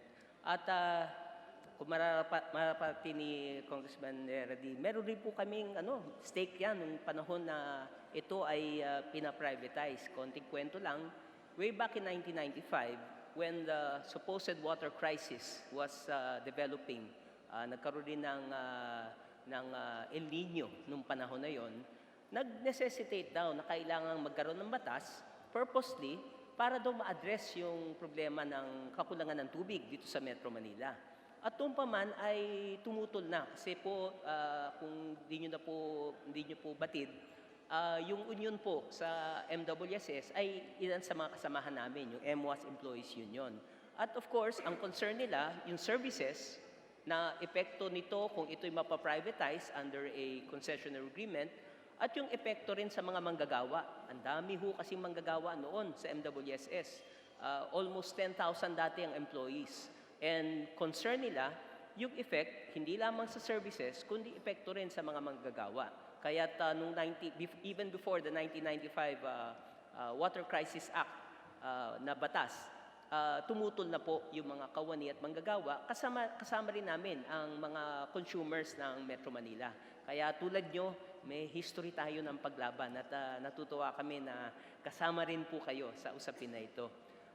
Tama po yung point nyo, no? Maraming provisions do sa agreement na, other than the Water Crisis Act of 1995, na binibigyan ng kapangyarihan ang Pangulo na gumawa ng mga konkretong hakbang kasama yung pagsasapribado ng naturang ahensya.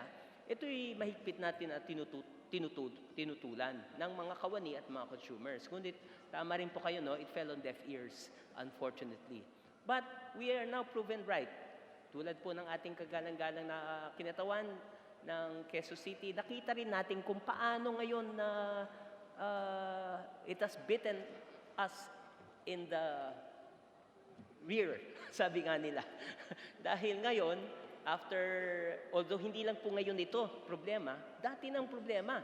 Kasi yung sinasabing performance agreements na kailangan nila i-comply, marami pa ho silang hindi na-comply dyan. Yung usapin sa non-revenue water, yung 24/7 availability ng tubig, yung usapin hinggil sa, nabanggit nyo na, yung water rate rebasing, no? At among others. Tama po yung observation na maraming mga basis, mga dahilan, para dapat sa minimum, nireview na yung contract before, dati. Tanong ko po, hindi pa tapos yung kontrata, tama po. Kailan po dapat siya kailan po dapat ito matatapos sa pagkaalam ng ating kinatawan na Mr. Speaker? Mr. Speaker, sa 2022 pa po dapat mag-expire. Pero nirenew na noong 2009 or 2014, basta nag-renew na sila ng extended for 15 years. Kaya ang naging bagong ending ay 2037. That's why also part of my recommendation is to cancel the extension. Kasi walang performance review na naganap at hindi pa sila nag-account doon sa mga bagay na kinolekta nila na natigil. Di ba katulad nga yung sinabi ko, Laiban. Alam natin now, it still is a project that is not ongoing. Ito po ay kinukolekta na sa atin mula 2003. So magkano na po ba ang nakolekta doon? Ano po bang nangyari doon? They haven't accounted that sa atin. Yung replacement water, yung NIA na sinasabi natin dapat ibalik sa aming mga kababayan sa Bulacan ng mga farmers, that's a 5.4 billion project. Sinimulan na po nilang kolektahin ito mula 2007 rate rebasing. Hanggang ngayon, kasama pa rin po ito sa ating mga financial feasibility studies na binabayaran pa rin po ng taong bayan. Ang tanong, na-bid out na po ito at may nanalo na yung Bulacan Bulk. So nasaan yung pera na binayaran natin? Bakit ibang tao na ang gagawa nung supply ng replacement ng tubig sa Bulacan? So they haven't accounted for that. At yan ang dahilan kung ba't ayaw natin silang payagan na mag-increase ng presyo until such time na mai-account nila sa atin lahat ng kinolekta nila na hindi naman natuloy ng mga proyekto. Salamat po, kagalang-galang na Congressman Erdi. Talagang, kung titignan nyo lang, parang talaga napakaraming usapin, Mr. Chair, no? Yung mga katulong, kasi dun pa lamang sa, sabi nyo po, 2022 pa, dapat mag-expire. Pero hindi pa tapos yung kontrata, nirenew na. Alam po ba ng ating kagalang-galang na kinatawan, bakit? Ano ho bang basis? Di ba normally, in contracts, hintayin mo kasi performance ang tinitignan mo eh. Kasi gusto mo makita kung karapat-dapat nga ba itong kumpanyang ito ay manatili pa batay sa kanyang performance. Eh kung 2009 pa, hindi mo pa nakikita yung kabuuang performance ng naturang ahensya. Alam ba ng ating kagalang-galang kinatawan, Mr. Chair, kung ano bang background dito? Why was it immediately extended when the fact is, hindi pa tapos yung kontrata, 3 years pa from now? Sa pagkakaalam ko, Mr. Speaker, tinakot na naman ang gobyerno ng mga concessionaires na, naku, lalaki ang presyo ng tubig kasi sa laki ng investment namin. Pag dinivide mo, dun lang sa unang 25 years, masyadong lolobo ang babayaran ng taong bayan. Kaya i-extend nyo dapat para imbis na divided by 25, divided by plus 15 pa. Ganun na naman, tinakot na naman ng gobyerno, nauto naman yata tayo sa gobyerno at nai-extend naman po natin without a performance review. At kaya yun nga yung nilalaban natin that hindi naman dapat ganun. Kasi pinasok mo yan on a 25-year contract, you made business plans based on a 25-year contract when you signed the concession agreement in 1997. You cannot change the name of the game in the middle. Na, oops, teka lang, mas malaki pa pala yung gagastusin namin. So, dapat i-extend nyo kami. Kaya, hindi justified yung extension ng concession agreement. Mr. Chair, galang-galang na ating kinatawan, talagang totoo po, no? Parang lagi na lamang ang paraan, yung sabi niyo po tinasabi, tinatakot, sinethreaten. At narinig ko rin dati yan eh. Noong una, yung ayaw nilang payagan, Mr. Chair, na magkaroon ng rate rebasing, sinasabi, pag hindi mag-rate rebasing, posibleng magkaroon ng problema sa tubig. Apparently, parang we're being held hostage, no, by these corporations, providing a very vital service, no, tubig. No? Alam na natin, paulit-ulit yung sinasabi, water is life. No? At pag wala kang tubig, nako, isang napakasakit na ulo para sa mga mamamayan yan. And we've experienced that during the summer. Ito lang nakaraang summer, nag-rationing. Ang masakit niyan, supposedly tag-ulan na, bumagyo nga kamakailan, and yet we're still under a rationing regime. As a matter of fact, ako po'y taga-Pasig, we only have about less than 12 hours a day na tubig hanggang ngayon. Ano? And isang malaking question na tulad na nabanggit nyo, ang daming mga provisions sa performance review na nababiolate nila. Pero apparently, walang sumisita. Tanong ko po, Mr. Chair, Madam Congresswoman, sino ho ba dapat ang may responsibility dito sa sinasabing performance review? Is it, again, probably another international agency? Or meron ba local counterpart na may responsibility na i-review yung performance nila insofar as it should be at par or should be compliant with the provisions of the concessionary agreement, Mr. Speaker? Mr. Speaker, by virtue of the concession agreement, it has to be the regulatory office.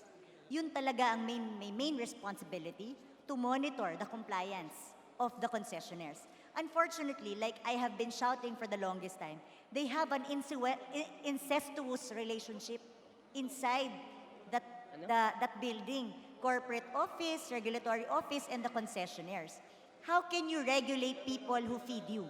I have been shouting this for the past 10 years.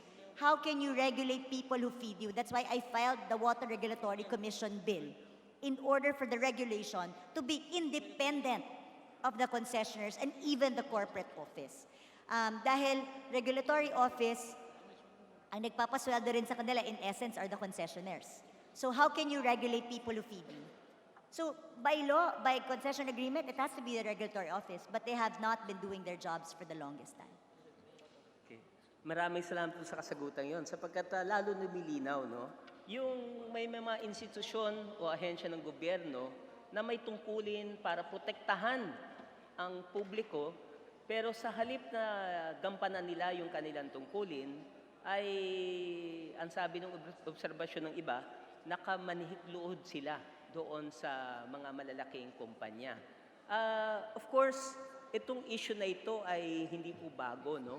As a matter of fact, ang isang concern rin ng kinatawang ito na baka magkaroon ng repeat performance doon sa mga iba pang water districts ngayon na ganyan din ang nagaganap.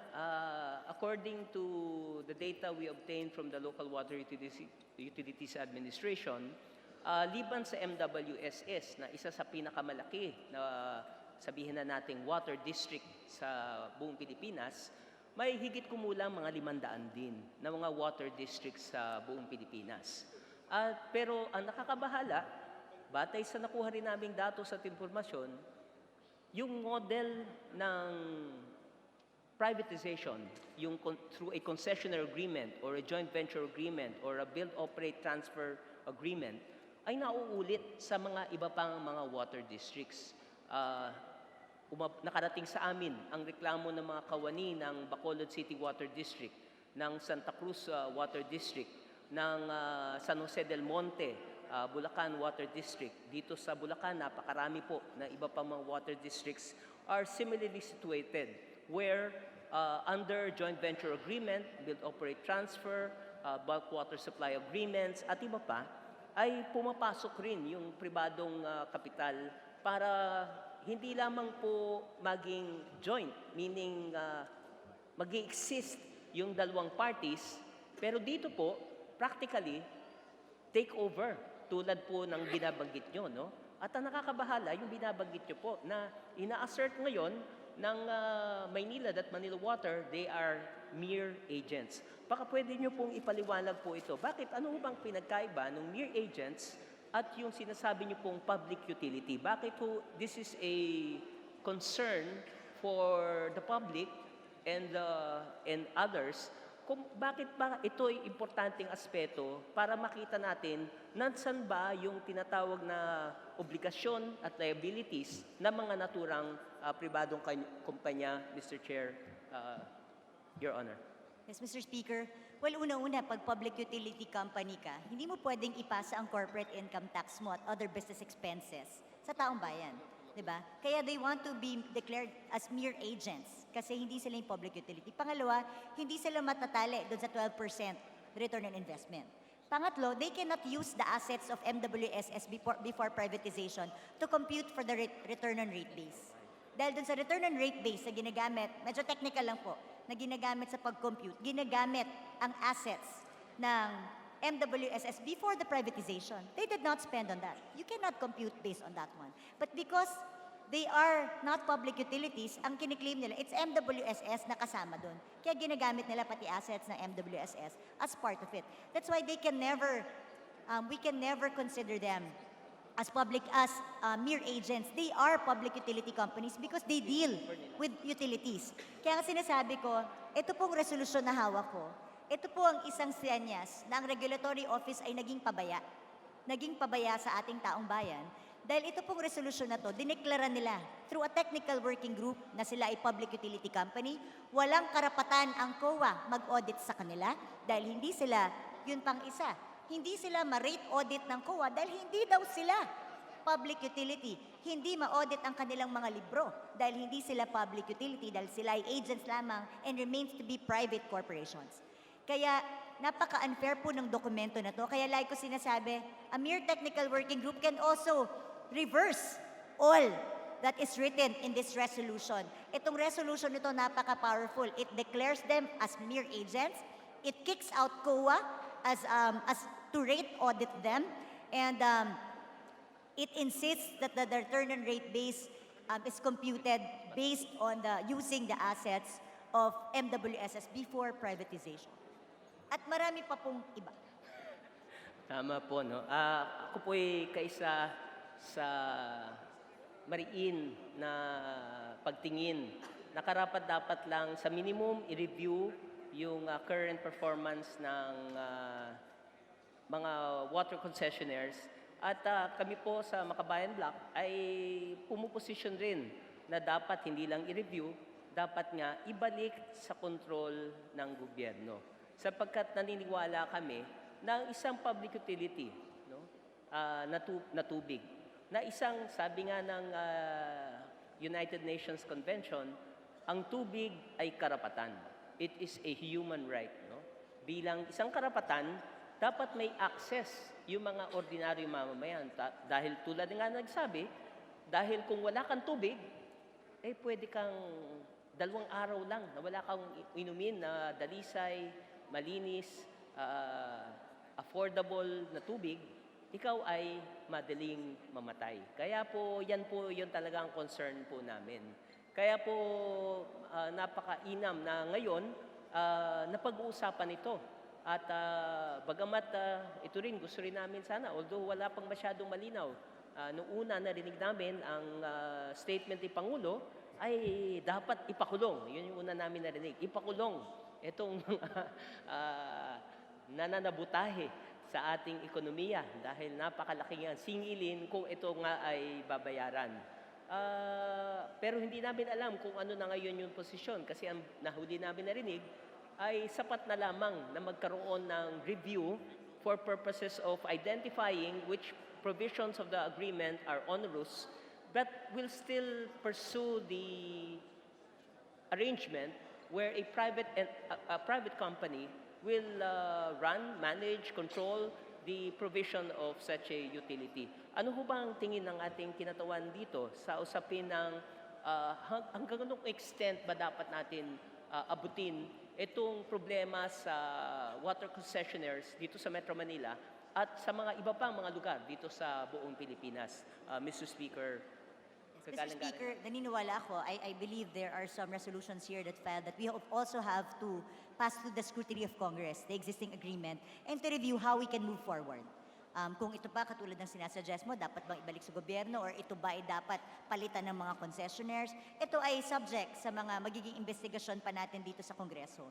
Kaya ito ay dapat mariing pag-aralan nating mga mambabatas, both the lower house and the upper house, and at the same time, yung ating executive, I think, is also doing their part. Pero naniniwala ako, the very basic as public utility companies, they have to pass through the scrutiny of Congress. At yun po ang wala, absent dun sa 1997 when the concession agreement was signed.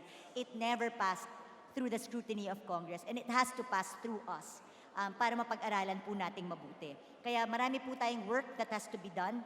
And as to direction, syempre we all have to discuss this thoroughly here in Congress as well as with the Executive Department.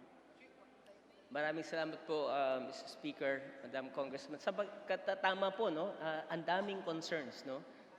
Batay sa isa nakuha namin impormasyon, dun lamang sa pricing ng tubig, bagamat nag-hold sila ng mga consultations, apparently, para siyang hindi daw consultations na nagaganap, kundi parang during every time meron silang proposal for a rate rebasing, it's a one-way discussion. Sasabihin nila yung mangyayari, pero the public are for your information only. Parang ganon, no? So, pero walang recognition na dapat, bilang isang public utility, may role yung public, lalo na kung itong gagawin nilang policies ay magre-result sa napakataas na pagtaas ng presyo ng tubig.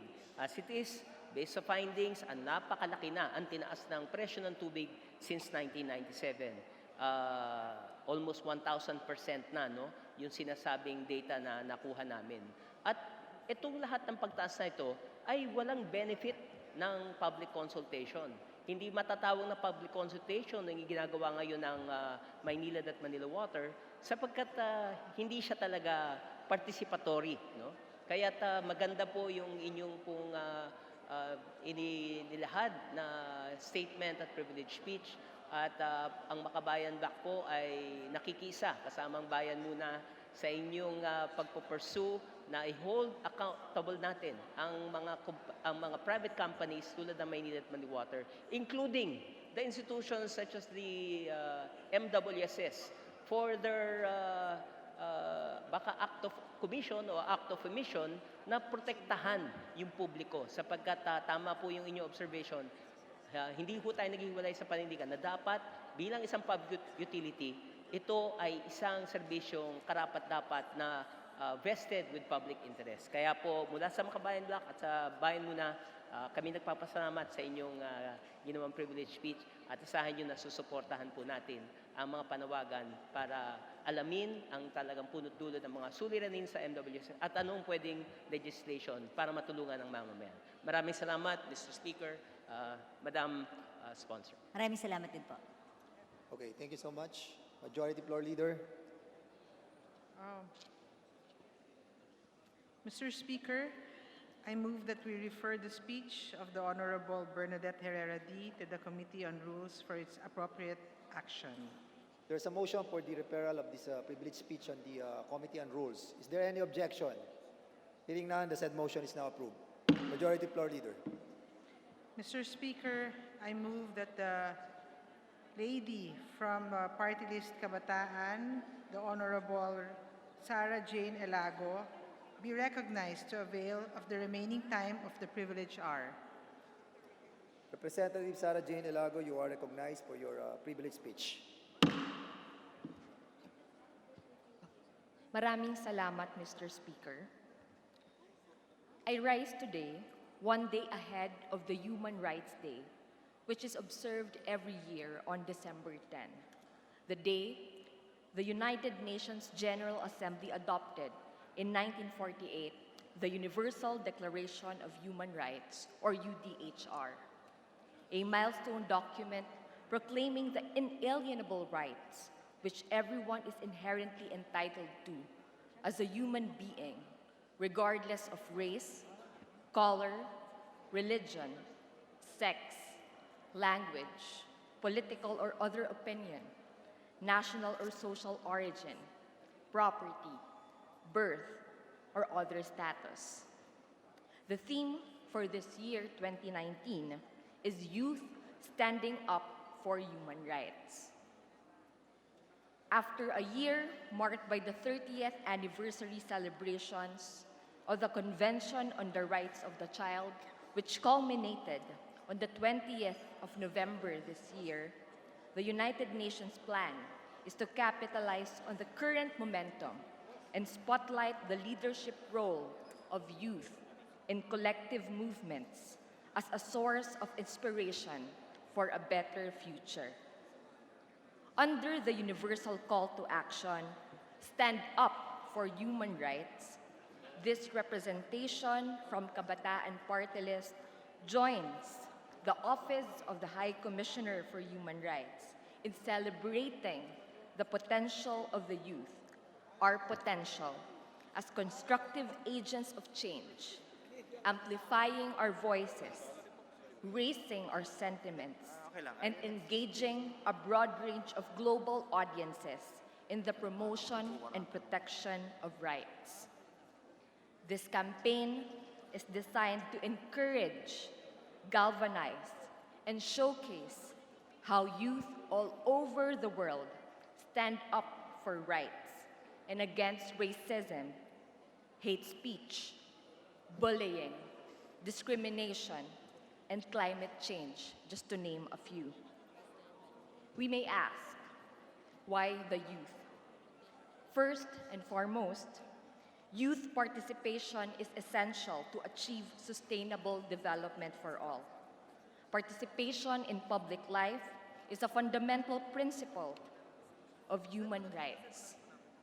Young people are seeking to participate in all decisions that have a direct and indirect impact upon their well-being.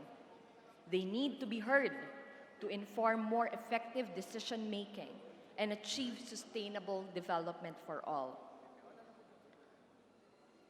The framers of the ASEAN Youth Development Index likewise regards the youth as an important section of the population in any country and are in need of attention as they are both our current and future leaders and the catalyst for development. Further, youth can play a crucial role in positive change. Young people have always been major drivers of political, economic, and social transformation. They are at the forefronts of grassroots mobilizations for positive change and bring fresh ideas and solutions for a better world. Lastly, empowering youth to better know and claim their rights will generate benefits globally. Young people are often marginalized and encounter difficulties in accessing and enjoying their rights because of their age. Upholding their rights and empowering them to better know and claim them will generate benefits globally. With this, Mr. Speaker, I call on each and every one of the members of this august body to continue supporting the youth in defending our power, to shape our future, to claim the best possible present and future for all, to support the young people in defending human rights, and to support the young people in bringing about positive changes in our communities, to support young people in not only battling all forms of discrimination and injustice, but defending justice and calling for accountability for all abuses, for all tyranny and injustices that we do not want to inherit. Mr. Speaker, just last week, a group of young people from organizations which are based in schools and communities visited the offices of the Commission on Human Rights, the Commission on Higher Education, and the National Youth Commission to bring their petition to stop the ruthless vilification campaigns and caravans against school and community-based organizations which are currently done in schools and in various spaces nationwide. Mr. Speaker, nananawagan po tayo sa mga nasabing ahensya na ito na dinggin agad ang petisyon na ito na itigil ang pagmamaliit sa mga kabataan, na itigil ang paninira sa mga kabataan, imbis na siraan at imbis na magpakalat ng mga kasinungalingan, sandamakmak na mga fake news, at sandamakmak na mga disinformation, ay suportahan ang mga kabataan sa pamamagitan ng pakikinig sa kanilang mga tanong at pagsama sa pag-ambag ng sagot o kaya naman ay solusyon. Kung hindi pa natin nalalaman sa ngayon kung ano ang isasagot o kung ano man ang solusyon na ating ihahapag sa kanila, nais naming maging parte ng solusyon na yan. Yan po ang dahilan kung bakit maraming mga kabataan, hindi lang po mga kabataan, kundi maski maging mga bata, mga batang babae, mula kay Greta Thunberg, kay Malala Yousafzai, kay Ronalyn ng Save Our Schools Network, kay Shibi de Guzman, na nagsasalita para sa klima, para sa edukasyon, laban sa mga extrajudicial killings, laban sa pagsasara ng mga lumadnong paaralan. Pabata ng pabata ang mga nagsasalita na yan. Dahil sa kanilang access sa information, hindi na po natin sila maluloko o hindi natin sa kanila maitatago kung ano ang hindi makatwiran na nangyayari sa ating lipunan. Kaya naman, imbis na ipagkait sa kanila ang impormasyon para aktibo na magampanan ang kanilang tungkulin bilang pag-asa ng bayan, hayaan natin sila, i-welcome po natin sila sa mga espasyo kung saan pwede rin silang makapakinig, kung saan pwede rin silang makipagdebate, kung saan pwede rin silang makipagtalakayan, kasama ang ating mga policy makers, kasama ang ating mga leaders. Ang isa marahil, Mr. Speaker, sa isang pangyayari na marami sa atin dito ang nagtatanong kung bakit nila yun nagawa o kung kamusta na sila, ay ang nangyari sa mga artista ng Panday Sining sa Manila na ngayon ay naideklara bilang persona non grata sa syudad ng Maynila. Mr. Speaker, for us public servants, the bigger question would be why these Panday Sining artists continue to act in protest and defiance. Whether or not we acknowledge their work as graffiti or protest art, we cannot just ignore the questions and concerns they raised. We may not all agree with their form, but having visited the artist arrested, 10 araw po sila na nakulong nang walang kaso. Ngayon lang po nailabas ang resolusyon sa kanilang kaso. Maski po ang forma ng pag-aresto sa kanila ni hindi po binasahan ng kanilang mga Miranda rights. And making time during the past 10 days to visit them and to understand their hugots, their hanash, to further understand their calls, even for a short period of time. I urge our fellow public servants to show them that their calls have not fallen into deaf ears. And we will do our very best. We will do what we can in our capacity to address the issues they raised. Mr. Speaker, kinakailangan rin po na katulad ng mga naibahagi ng ating mga kasamahan, isang araw bago ang pagkilala at pagdiriwang ng buong mundo ng International Human Rights Day, na tugunan natin ang mga karaingan hindi bilang hindi itrato ito bilang isang krimen, kundi mga mensahe na kinakailangan para sa tunay na mapaunlad ang ating bayan at ang kalagayan ng karapatang pantao sa ating bayan. Kalagayan ng karapatang pantao hindi lamang sa loob ng batasang pambansa, hindi lamang sa loob ng plenaryo na ito, kundi maging sa loob ng mga tahanan, ng mga eskwelahan, sa ating mga komunidad, nararapat lamang na patuloy nating ipagtanggol ang mga karapatang pantao. Dahil yan po ay naipanalo ng mga nauna sa atin na puspusan na nagsalita, puspusan na nakibaka para sa mga karapatan na nasa sa atin ngayon. Gagamitin natin ito ng buong may pagkilala sa bigat ng ating tungkulin at sa buong pagkilala sa hamon na dapat nating itong patuloy na ipagtanggol para sa susunod na henerasyon.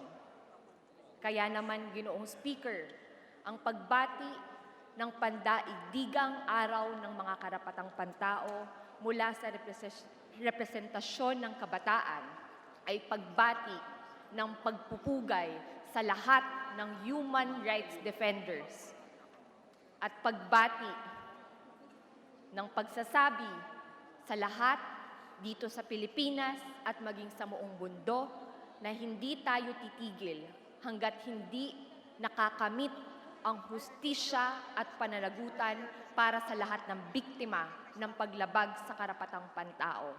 Maraming salamat, Mr. Speaker. Mabuhay ang mga human rights defenders. Mabuhay ang lahat ng nangangalaga at nagtatanggol ng karapatang pantao. Maraming salamat po. Majority Leader. Mr. Speaker, I move that we refer the speech of the Honorable Sarah Jane Elago to the Committee on Rules for its appropriate action. Is there an objection? The chair hears none. Motion is approved. Mr. Speaker, I move to suspend the privilege hour. Is there an objection? Chair hears none. The privilege hour is hereby suspended.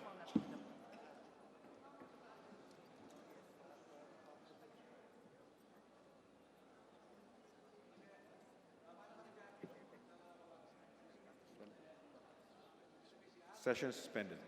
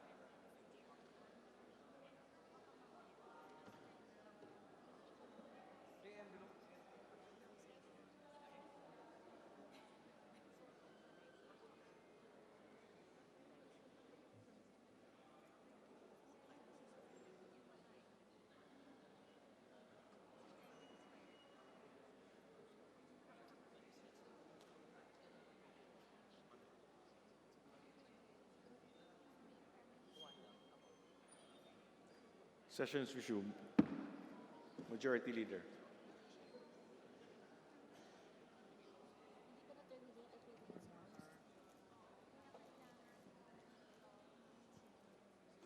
Mr. Speaker, I move to extend the privilege hour for 1 more hour. Is there any objection? Chair hears none. The privilege hour is hereby extended to 1 more hour. Mr. Speaker, I move that the lady from Part List Act Teachers, the Honorable Franz Castro, be recognized to avail of the remaining time of the privilege hour. The Honorable Franz Castro is recognized for her privilege speech. Maraming salamat, Mr. Speaker. Hinggil sa pandaigdigang araw ng karapatang pantao. Karapatan sa edukasyon, kalusugan at batayang mga serbisyo. Karapatan sa pagkain, tubig, tirahan. Karapatan sa trabaho, nakabubuhay na sahod at makataong kondisyon sa paggawa. Karapatan sa buhay, seguridad at pag-unlad. Ito ang mga konseptong abstrakto lamang, pero para sa higit sa 100 milyong mamamayang Pilipino na marginalized at aping sektor, ito ay mga konseptong walang katumbas na salapi o yaman. Di makikita o di mahahawakan, ngunit nangangailangan ng araw-araw at buhay at kamatayang pagkilos at paglaban. Magandang hapon, Ginoong Speaker at mga kamambabatas, at isang maaga ngunit militanteng pandaigdigang araw ng karapatang pantao sa inyong lahat. Bukas, ika-10 ng Disyembre, ay gugunatiin sa buong mundo ang pagtanggap o adoption ng Universal Declaration on Human Rights.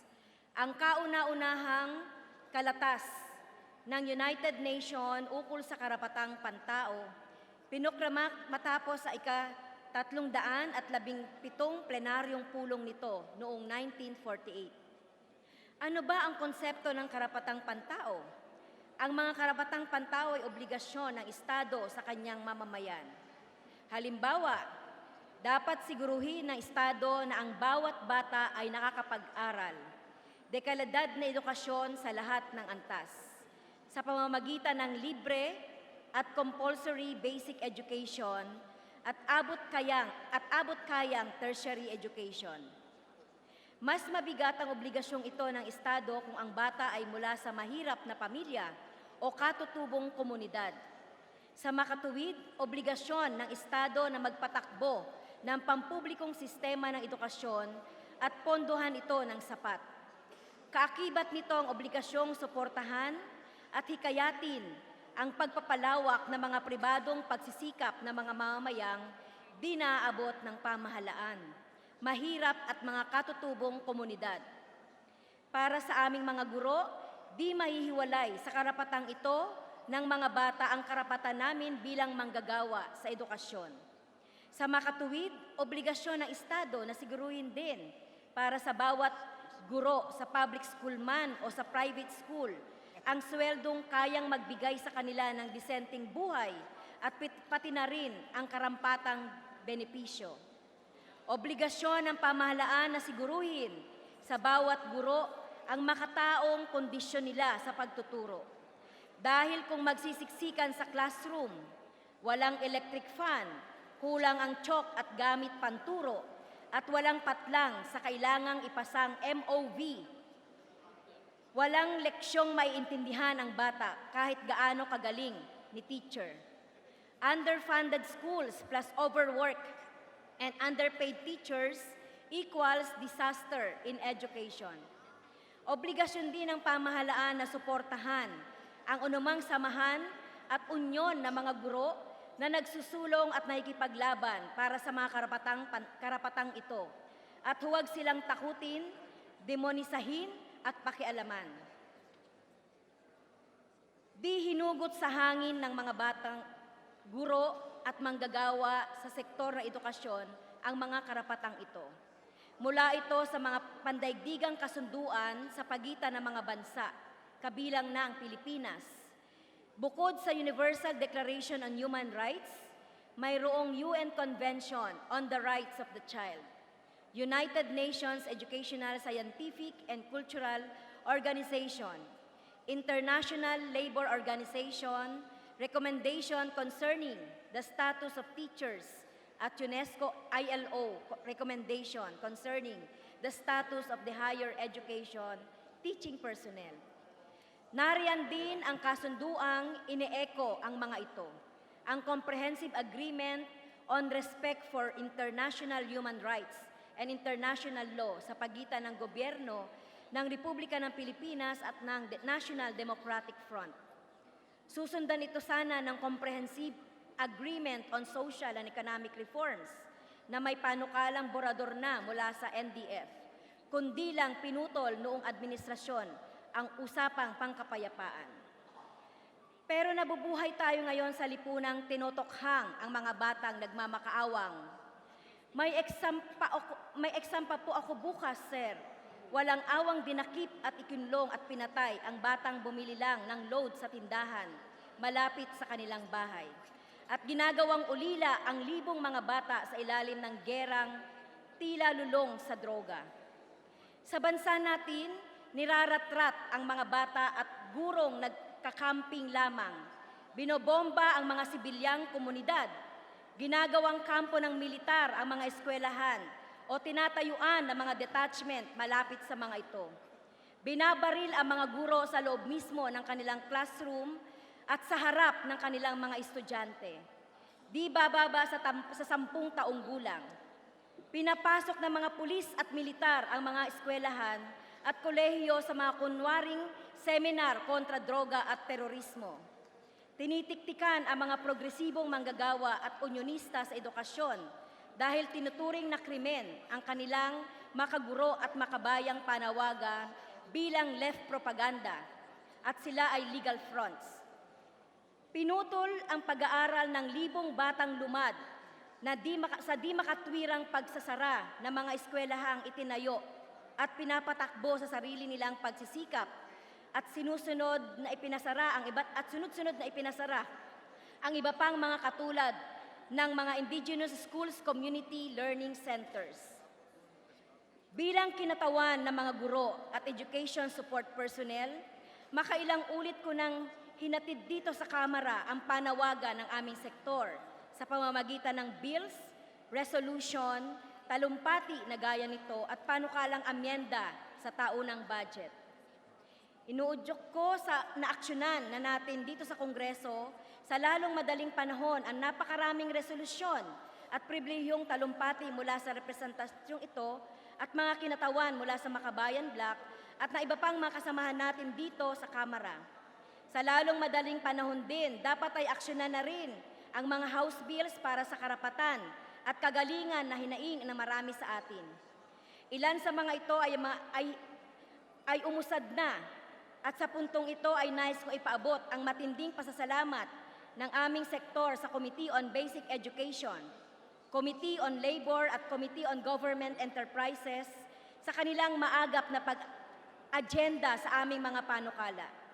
Ngunit ang isang mayor na panawagan para sa sahod na nakapaloob sa House Bill ay hanggang ngayon ay hindi pa dinidinig mula sa kanyang committee. Pinapanawagan din natin ang minimum na salaries para sa mga private school teachers to 30,000 per month ay hindi pa rin natatalakay. Pinapanawagan ko ngayon ay agenda na ang mga investigasyong itinutulak namin na Makabayan Bloc sa mga extrajudicial killings at tangkang extrajudicial killings, illegal na profiling laban sa mga guro sa basic education at iba pang mga human rights violations. Mga resolusyon na pending sa Committee on Public Order and Safety at Committee on Rules. Ipakita natin sa mamamayan na prioridad ng administrasyong ito ang pagkundina sa impunity, pagtigil sa paglabag sa karapatang pantao at pagpapanagot sa mga may sala at responsable sa mga ito. Inuudyok din natin na agarang pagbubuo ng Committee on Peace, Reconciliation and Unity na hanggang ngayon ay walang chair at may 2 miyembro pa lamang for minority. Ito sana ang mga komiting tatalakay sa mga resolusyong magtutulak sa resumption ng usapang pangkapayapaan na hahawan sa daan para sa mga substansyal na reformang socio-ekonomiko gaya ng makatwirang sahod, reformang agraryo at iba pa na tutugon sa mga ugat ng armadong tunggalian sa pagitan ng pamahalaan at ng Communist Party of the Philippines. Ang paglalatag ng mga reformang ito ang natatanging paraan na tutuldok sa digmaan at magsisiguro sa ating mga mamamayan ng kanilang mga karapatan. Naway maging salik ang kongresong ito sa hangarin natin para sa tunay na kapayapaan. Kapayapaang nakaugat sa hustisya, hindi ang katahimikan ng Bartolina at libingan. Iyon lang po, Mr. Speaker, mga kapwa kinatawan, marami pong salamat. Majority Floor Leader.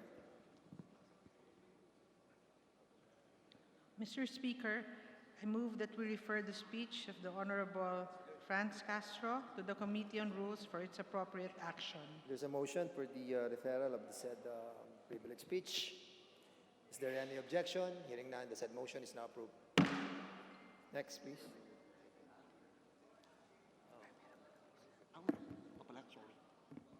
Mr. Speaker, I move that the lady from 1st District of Bukidnon, the Honorable Maria Lourdes Acosta Alba, be recognized to avail of the remaining time of the privilege hour. Representative Maria Lourdes Acosta Alba is recognized for her privilege speech. Good afternoon, Mr. Speaker, esteemed colleagues. The 18-day campaign to commemorate the International Day for the Elimination of Violence Against Women is ongoing. It started in November 25 and ends tomorrow, the 10th of December, which is International Human Rights Day. Therefore, I stand before you today to talk about the worst transgression of human rights, one of the worst transgressions of human rights, violence against women and children.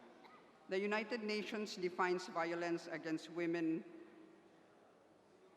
as any act of gender-based violence that results in or likely to result in physical, sexual, or mental harm or suffering to women, including threats of such acts, coercion or arbitrary deprivation of liberty, whether occurring in public or private life.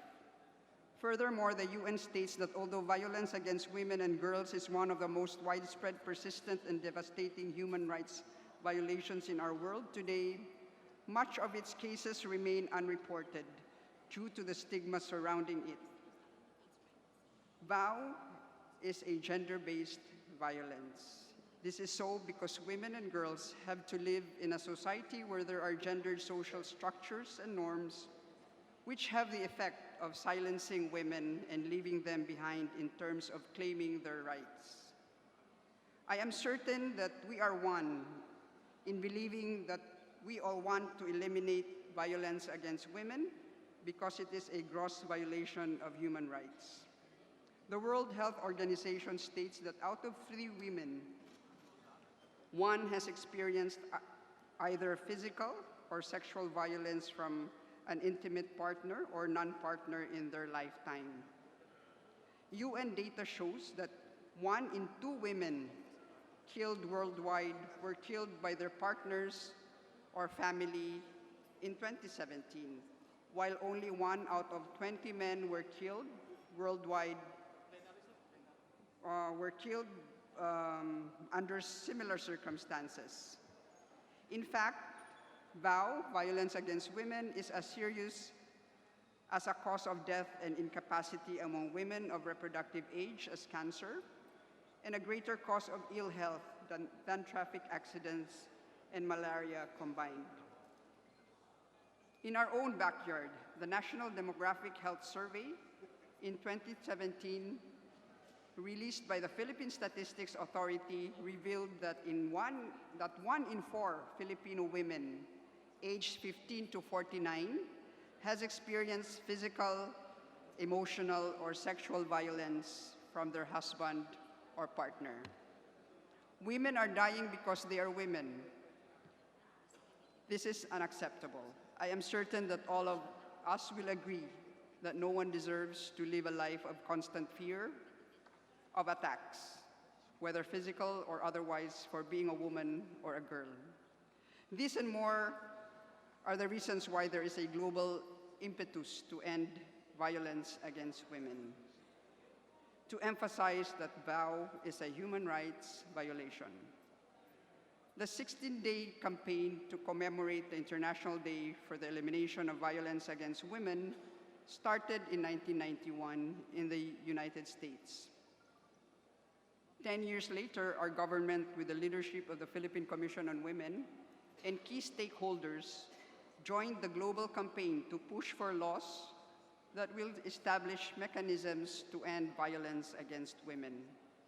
In 2006, our government mandated the 18-day campaign to end violence against women from November 25 until December 12, which is the date of signing of the UN Protocol to Prevent, Suppress, and Punish Trafficking in Persons, especially women and children, to supplement the UN Convention Against Transnational Organized Crimes.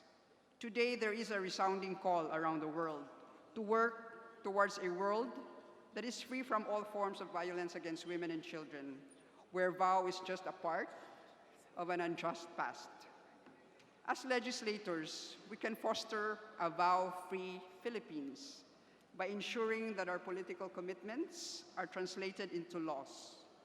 We have a crucial role in ensuring that the laws we enact serve to protect and fulfill the rights of our women and girls to be free from all forms of violence.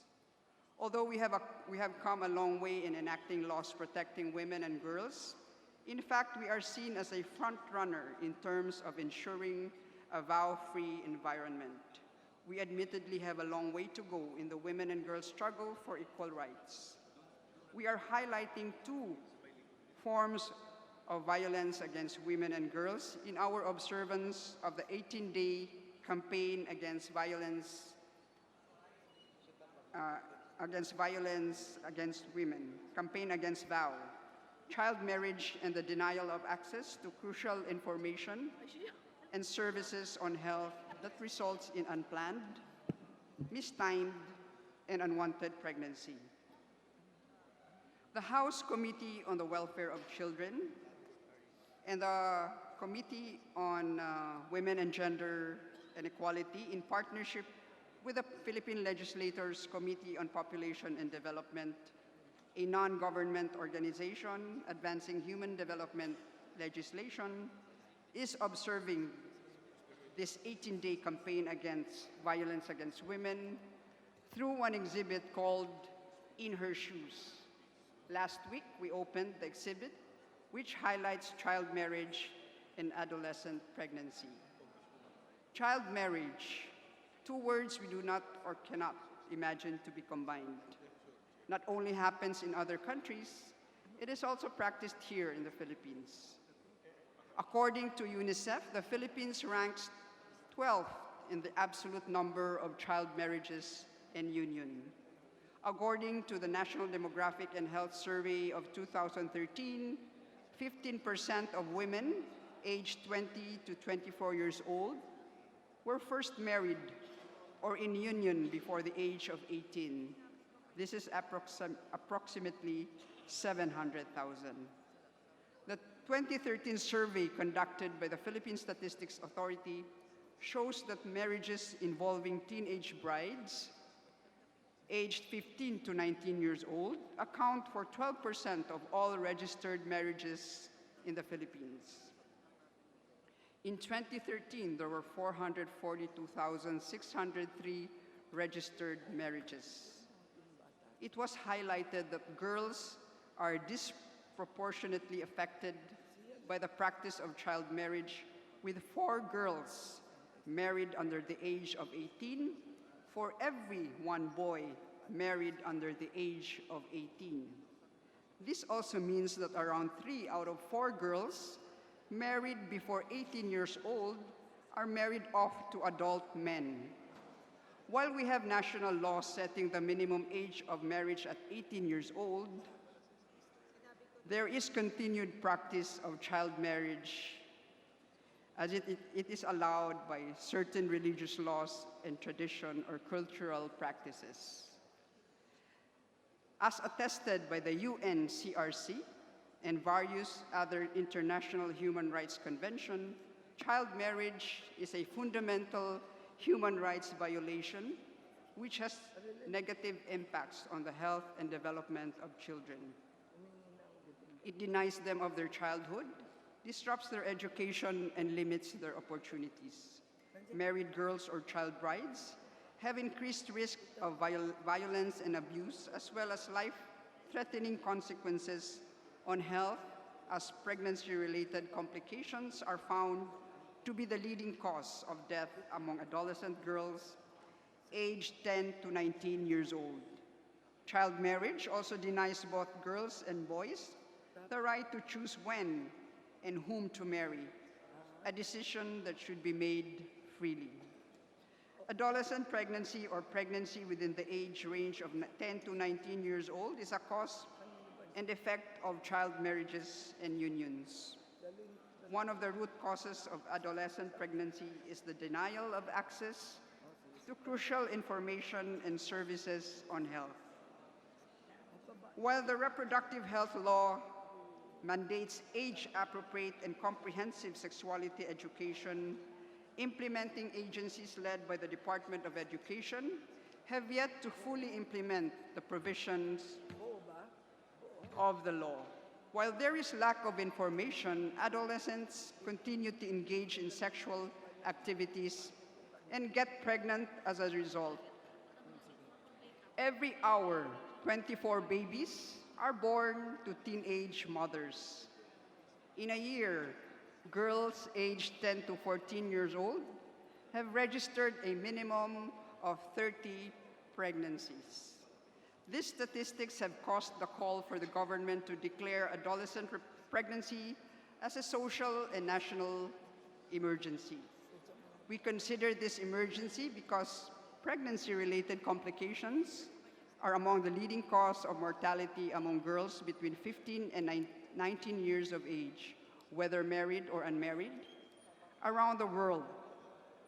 Infant mortality among the children of very young mothers is higher, sometimes as much as 2 times higher than among those of older mothers. The task to address these concerns is daunting and calls for a collective and whole-of-society approach. With the help of stakeholders composed of allies in the executive and legislative branches and partners from civil society organizations, an alliance called Girl Defenders was formed. This alliance aims to defend the rights of girls to be free from all forms of violence and abuse. We are in this fight together. As a collective, we support policy measures that seek to prohibit child marriage and provide appropriate programs and services to prevent adolescent pregnancy. Both measures help ensure that women and girls will no longer have to live in a society where their rights are disregarded and are considered inferior because no one deserves to live this way. As legislators, we have been entrusted the task of enacting laws that protect the rights of vulnerable sectors such as women and girls. May we always choose to enact policies that will give rise to a vow-free home, community, society, and world. Observances such as the 18-day campaign against violence against women serves as a reminder of the challenge at hand for legislators. The challenge to enact laws that protect women and girls and puts them in an equal position with the rest of the world. For a girl is too young to marry. She must not be both a mother and a child. We say no to more children having children and appeal to prohibit child marriage. There is no other time to do it but now. Let us all stand up to protect the rights of women and children. women and girls in particular through legislation and be the girl defenders of women and girls our society needs. Thank you very much, Mr. Speaker.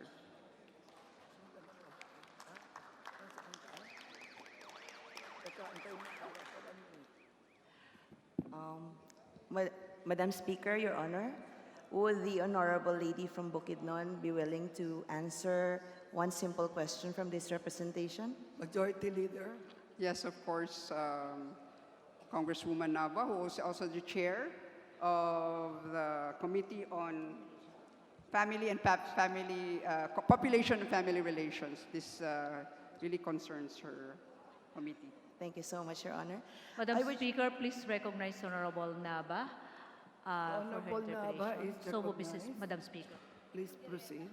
Thank you so much, Madam Speaker, Your Honor. I would just like to be clarified and made aware of certain recent data here in our country. Your Honor, what do you think are the implications for having so many teenage pregnancies here in our country? Mr. Speaker, the Philippines ranks second in adolescent fertility. In terms of adolescent fertility rate in Southeast Asia, with 60.5 births per 1,000 women. 24 births take place every hour among adolescent mothers. 1 in every 10 females aged 15 to 19 have already begun childbearing or are already mothers.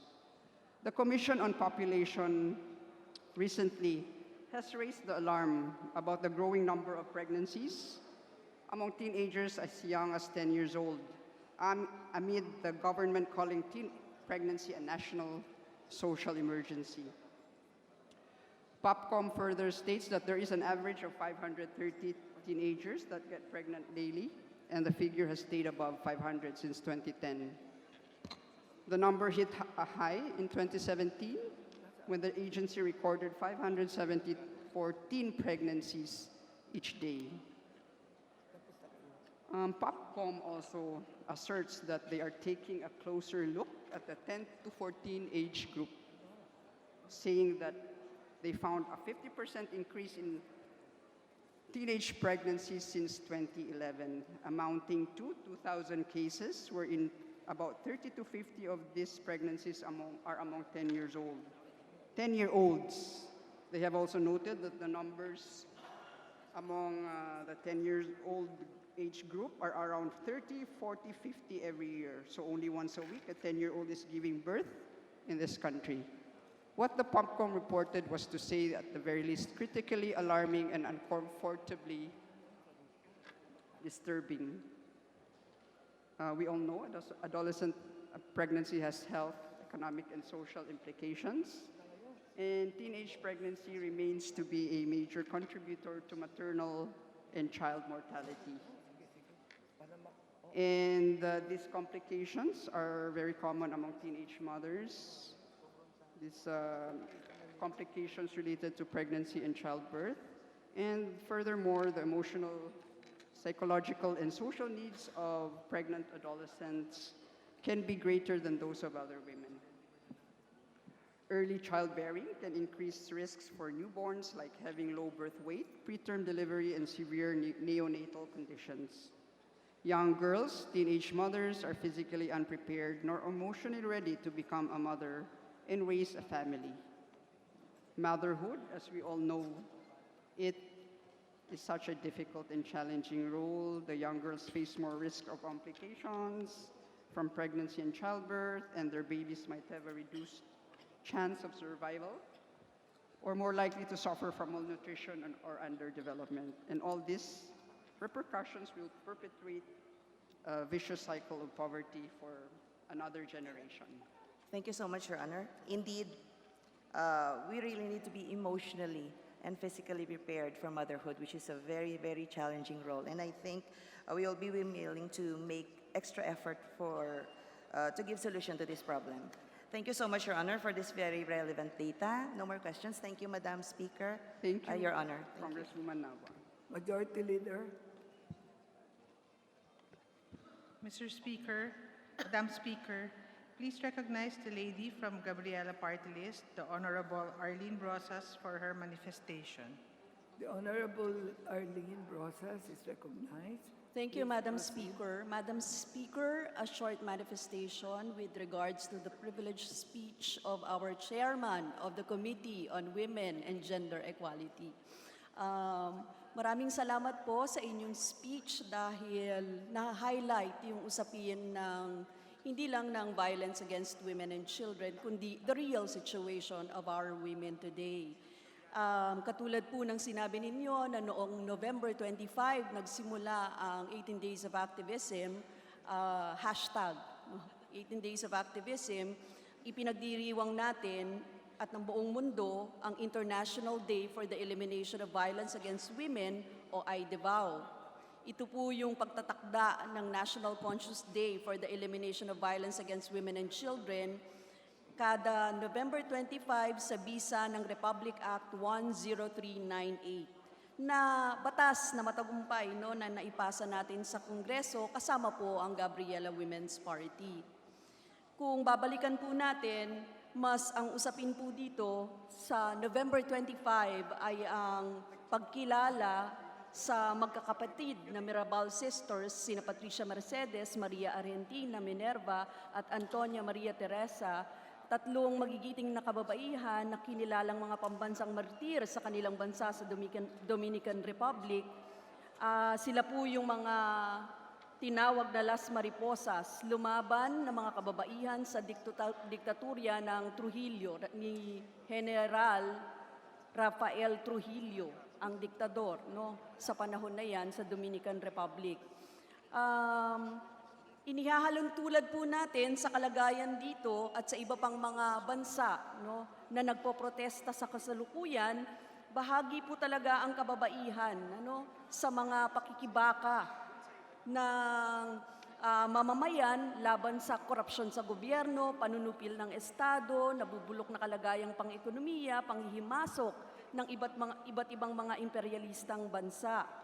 At hanggang ngayon, sinasabi din natin, kailangan nating komprehensibong tingnan yung usapin ng kababaihan. Kaya ang panawagan ng kababaihan ay general din po na katulad ng regular na trabaho, disente at abot-kayang pabahay, tunay na reformang agraryo, pagtigil sa militarisasyon at panunupil no, sa kanilang mga political beliefs, sa kanilang mga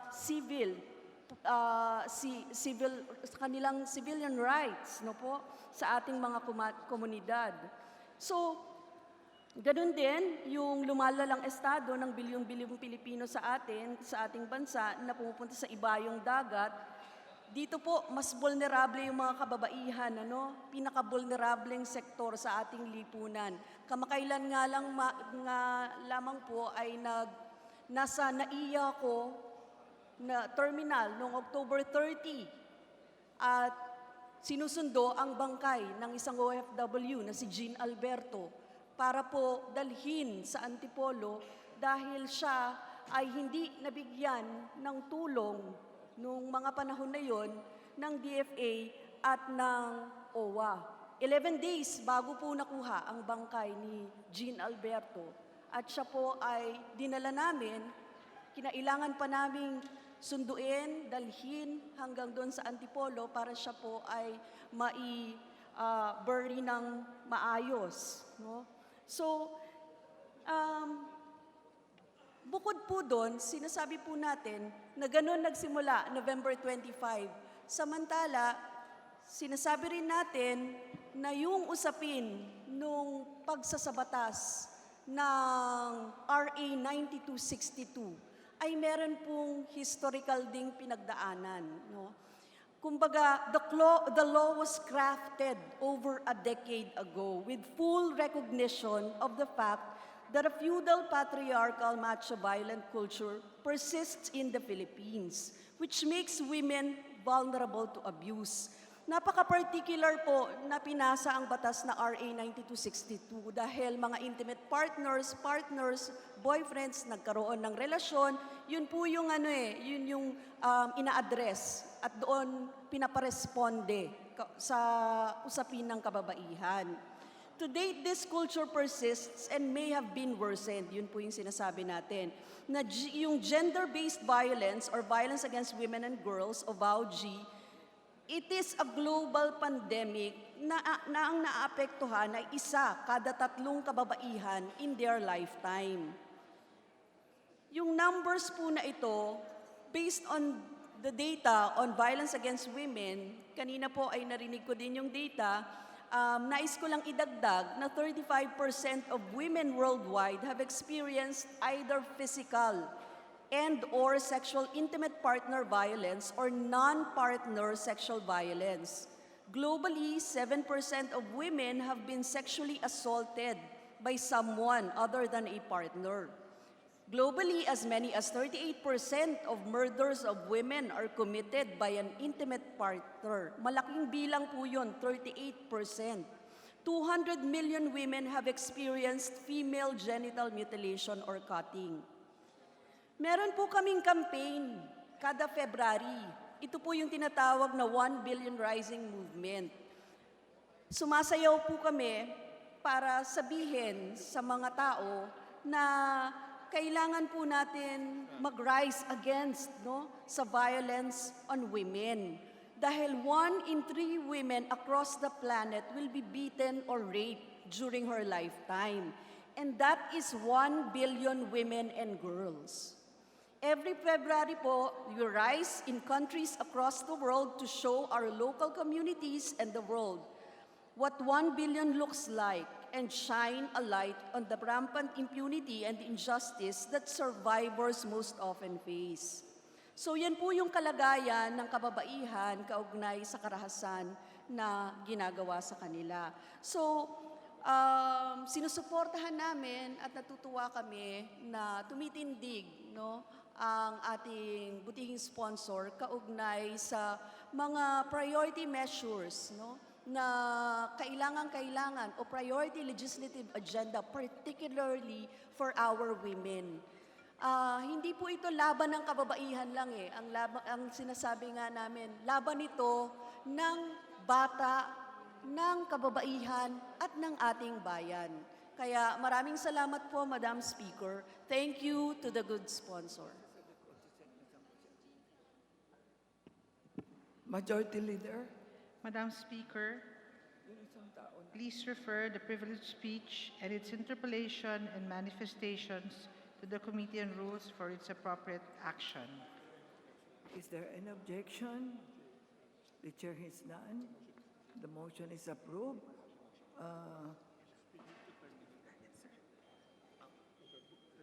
Majority Leader.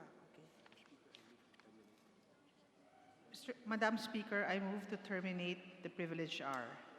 Is there an objection? The chair has none. The privilege hour is terminated. Madam Speaker, please acknowledge the guests of the Honorable Maria Lourdes O. Acosta Alba, 1st District of Bukidnon.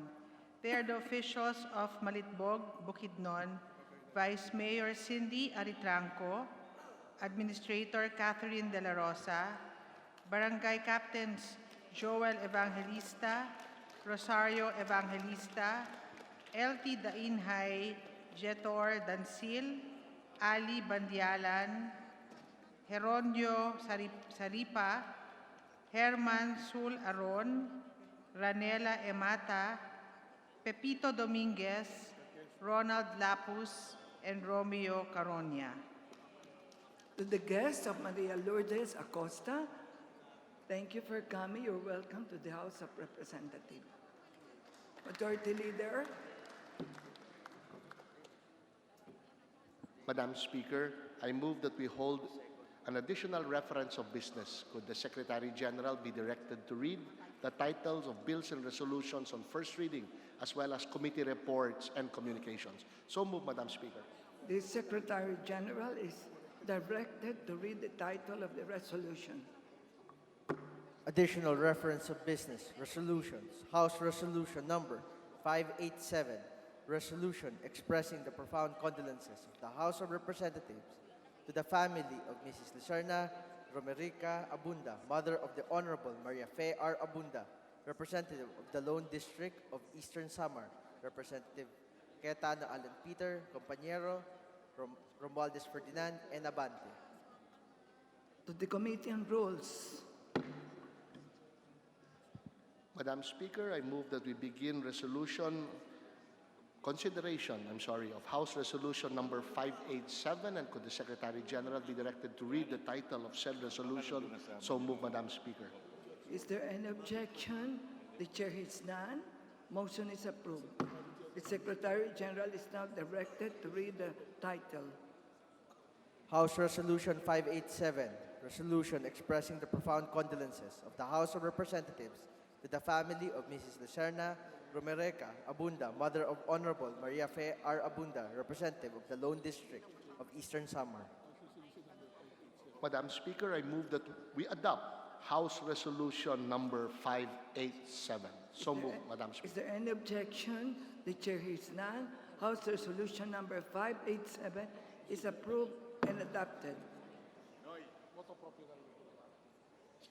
Majority Leader. Madam Speaker, I move for a few minutes suspension. Suspension suspended.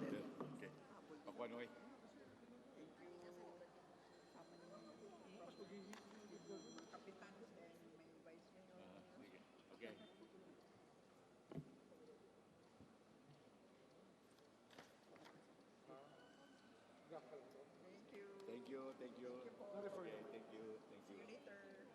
See you later. Okay.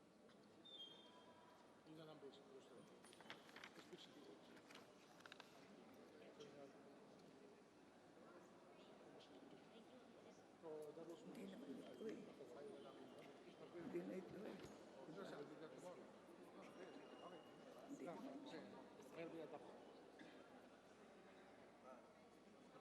Session suspended. Adjourned.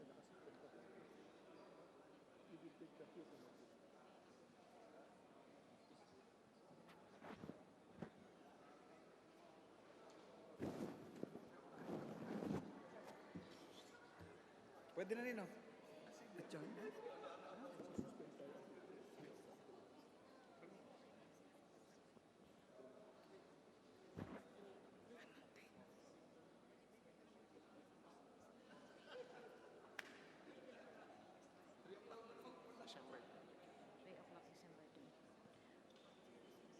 Madam Speaker, I move that was. Madam Speaker, The I move session that we is resume resumed. session. Majority Leader. Go ahead, please. Madam Speaker, I move that we suspend session until 3 p.m. of December 10. So move, Madam Speaker. The session is suspended until this 2 p.m., 3 p.m. on December 10. On December 10 at 3 p.m.